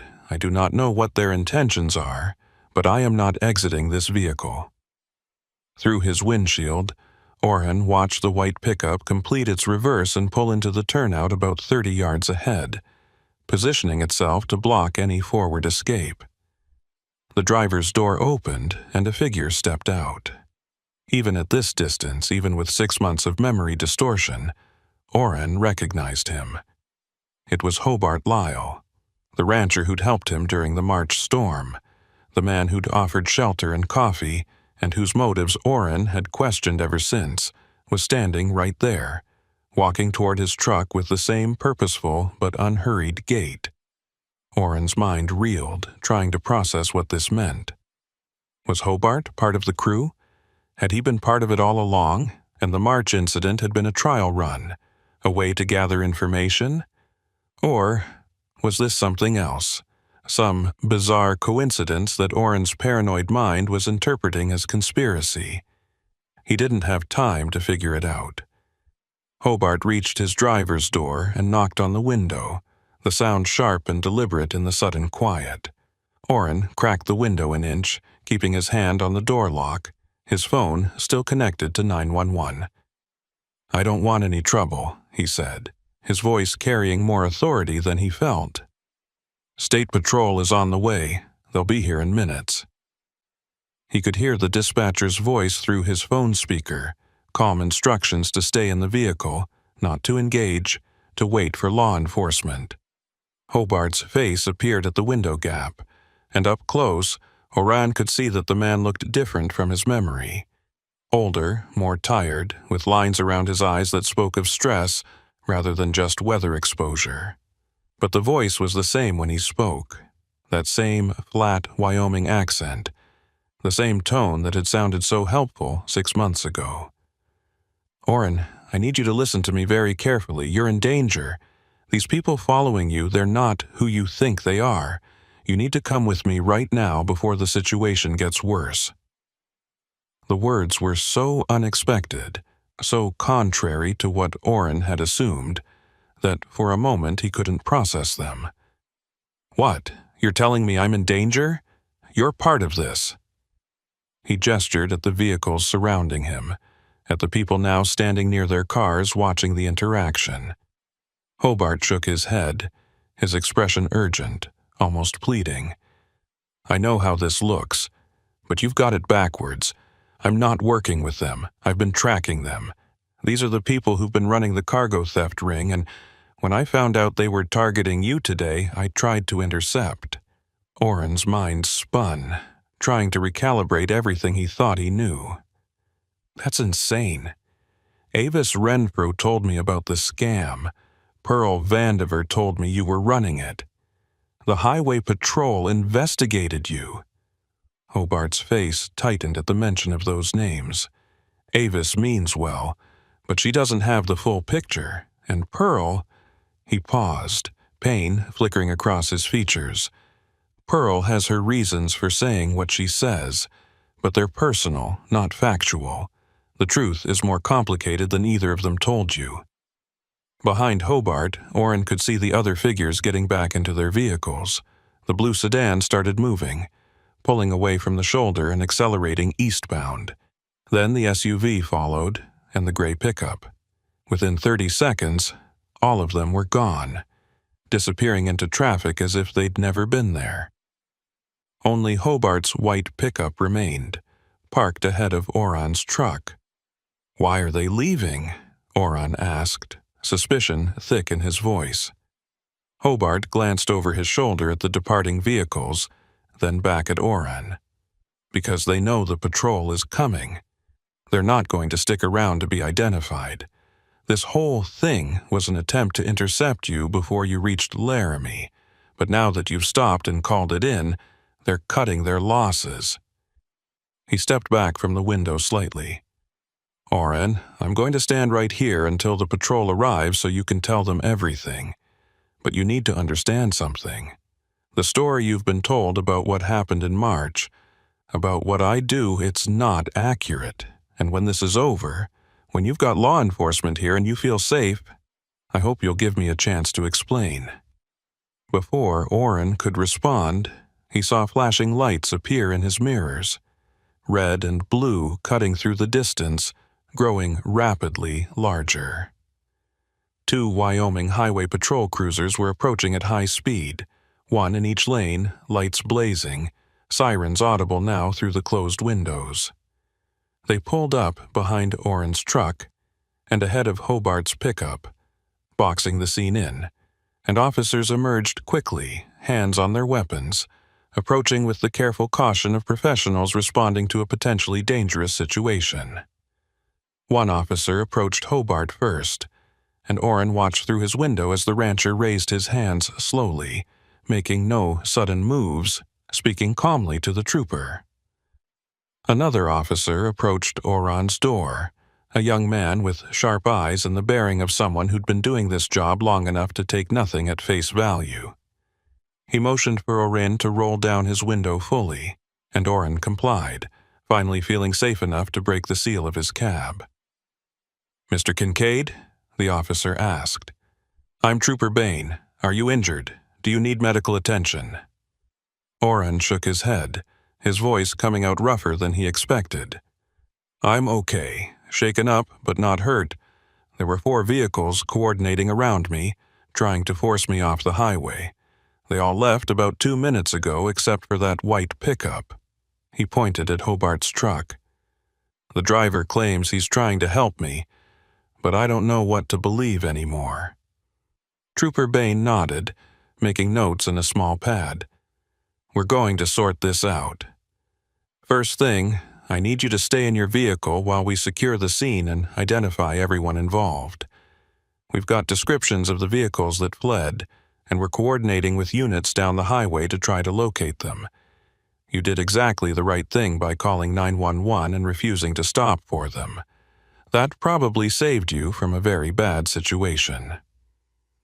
Over the next hour, as more patrol units arrived and the scene became a hive of official activity, Orrin gave his statement multiple times to different officers. He described the CB calls, the vehicles surrounding him, the way they'd coordinated to box him in.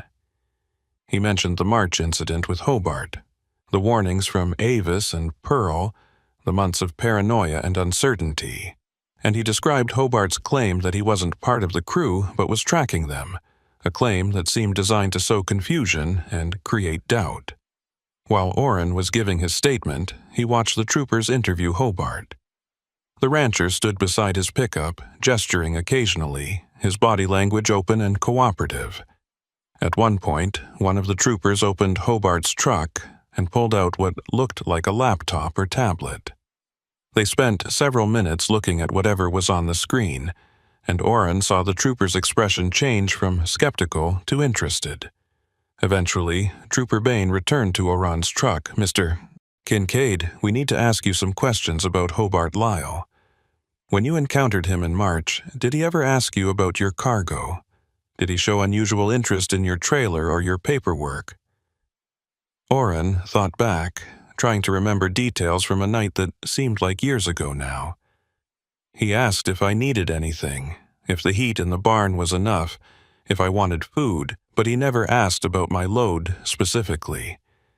He never went near my trailer that I saw. Trooper Bain nodded, making more notes. "And when he approached you today, what exactly did he say?" Orrin recounted the conversation as accurately as he could. Hobart's claim that he was tracking the crew, that Orrin was in danger, that the story he'd been told was incomplete. Bain's expression was unreadable as he listened. When Orrin finished, the trooper was quiet for a moment, choosing his words carefully. "Mr. Kincaid, I'm going to tell you something that's part of an ongoing investigation, but given your involvement, you have a right to know. Hobart Lyle has been working as an informal cooperating individual with our cargo theft task force for the past 18 months.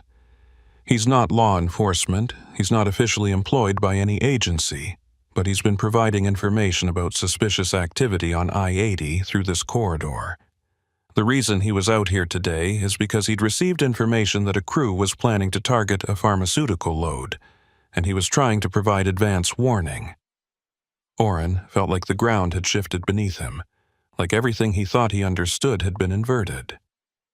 But Avis said, and Pearl said, "Everyone was warning me about him." Bain nodded. "I know." And from their perspective, their warnings were justified based on the information they had. Avis sees patterns in delay reports and makes logical inferences. Pearl has personal history that colors her view. Neither of them knew that Hobart had approached us after his divorce and offered to help track the people he suspected were using his property as a staging area during his marriage. We couldn't give him any official status, but we accepted his information, and so far it's been accurate. The trooper paused, letting that sink in. The crew that was pursuing you today matches descriptions from 3 previous incidents. We've never been able to catch them in the act because they're extremely cautious. They abort at the first sign of law enforcement, they change vehicles frequently, and they seem to have access to cargo manifests and scheduling information. Today was the closest we've come to an interception, and it's because Hobart gave us advance warning that allowed us to position units in the area. Oren's mind reeled, trying to recalibrate 6 months of assumptions and fears. So, the night in March, he really was just helping me. There was no scam, no crew working on my trailer. Bain's expression softened slightly. As far as we can determine, yes. Your load was intact, your seals were genuine, nothing was compromised.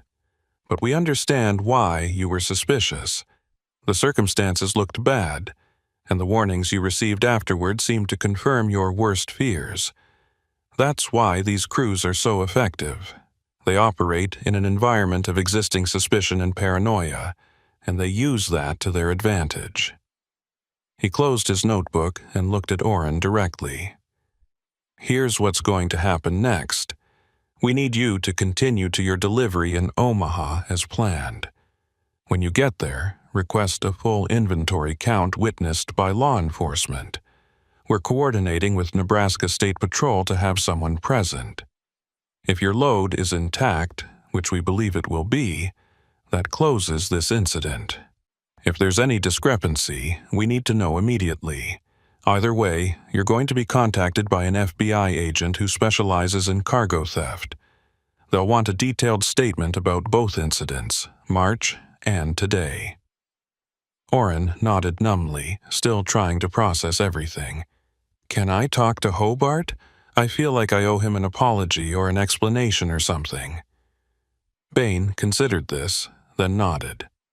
I'll ask him, but understand that he's been living under suspicion for 18 months, taking accusations from people who don't know the full story, all because he's trying to help us catch the people who were using his property without his knowledge. He might not want to have that conversation. But Hobart did agree to talk.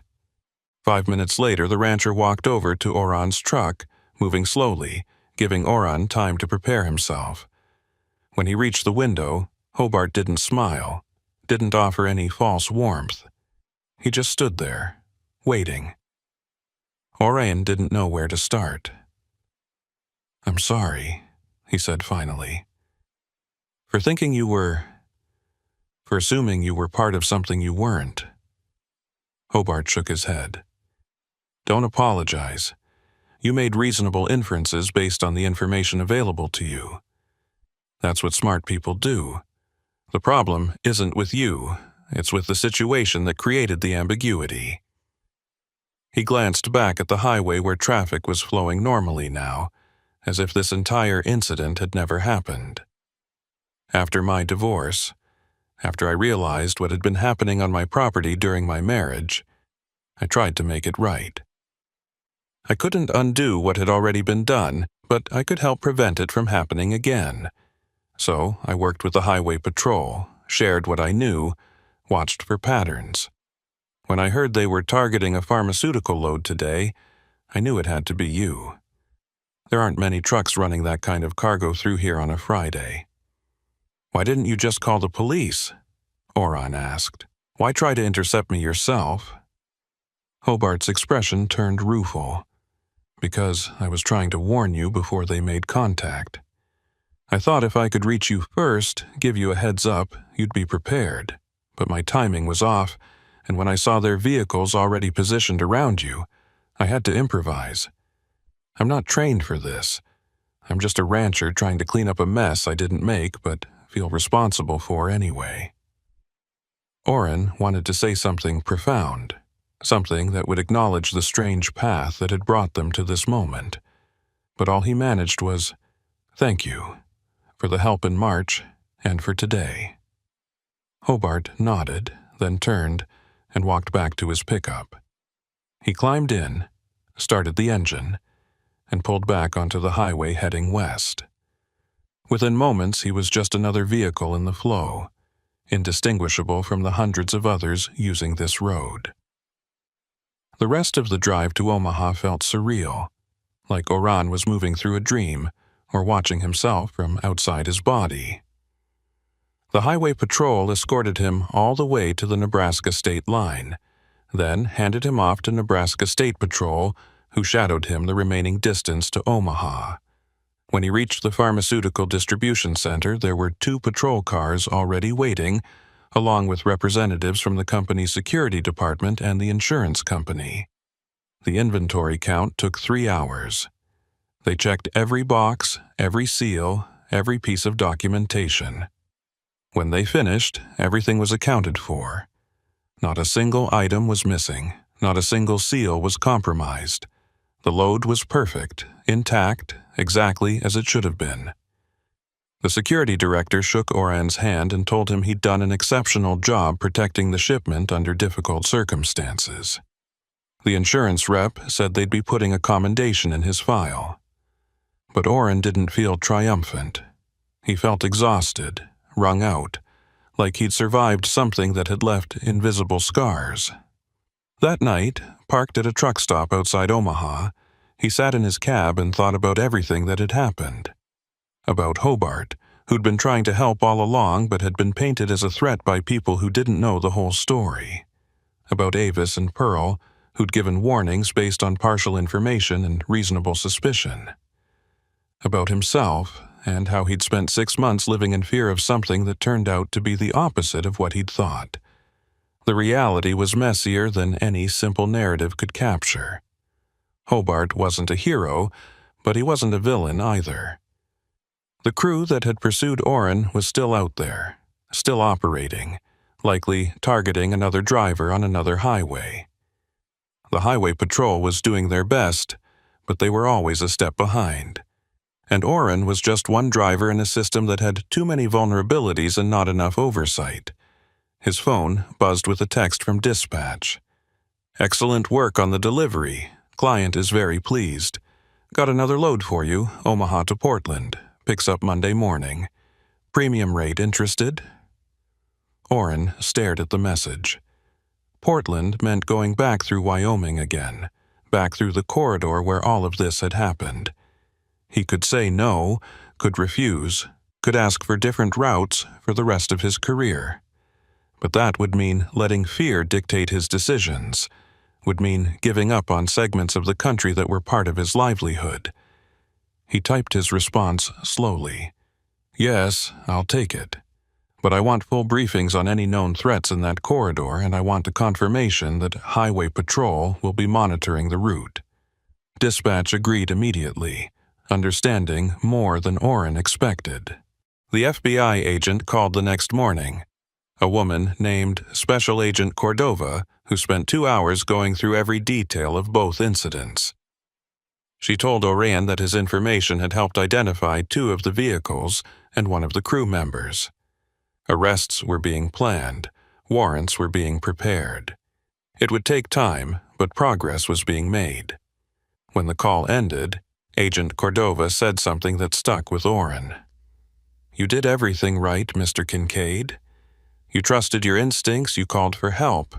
You didn't let yourself get isolated. But I want you to understand something. The instincts that kept you safe also created a situation where you misjudged someone who was trying to help you. That's the cost of vigilance. Sometimes it makes you see threats where none exist. The key is learning to live with that ambiguity, to accept that you'll make mistakes, and to adjust your understanding when new information becomes available." Oran thought about that a lot over the following months. He ran the Wyoming corridor again, multiple times, and each time he passed mile marker 235, he thought about Hobart Lyle working his ranch. living under a cloud of suspicion, helping law enforcement track criminals who'd used his property. He thought about Avis at the way station, doing her job, trying to protect drivers with the information she had. He thought about Pearl, whose bitterness had poisoned her judgment, but whose pain had been real. And he thought about himself, about the choices he'd made, about the nights he'd lost sleep worrying about threats that turned out to be different from what he'd feared. The road was still dangerous. Crews were still out there hunting for vulnerabilities. But the danger was more complex than any simple story of good guys and bad guys could capture. It was layered, ambiguous, requiring constant recalibration of trust and suspicion, of caution and courage. Oren never forgot that 6 months of uncertainty, that period when he'd lived in fear of someone who'd been trying to protect him. But he also never forgot the lessons it taught him about the complexity of human motivation, about how people could be trying to help and still look threatening, about how partial information created narratives that felt true but weren't complete. The road had always been a teacher, harsh and unforgiving, but generous with its lessons to those who paid attention. And Oren paid attention. Every mile, every load, every choice. Because that was what survival required. Not certainty, which was impossible, but the willingness to act despite uncertainty, to trust despite doubt, and to keep moving forward even when you couldn't see clearly where the road would lead.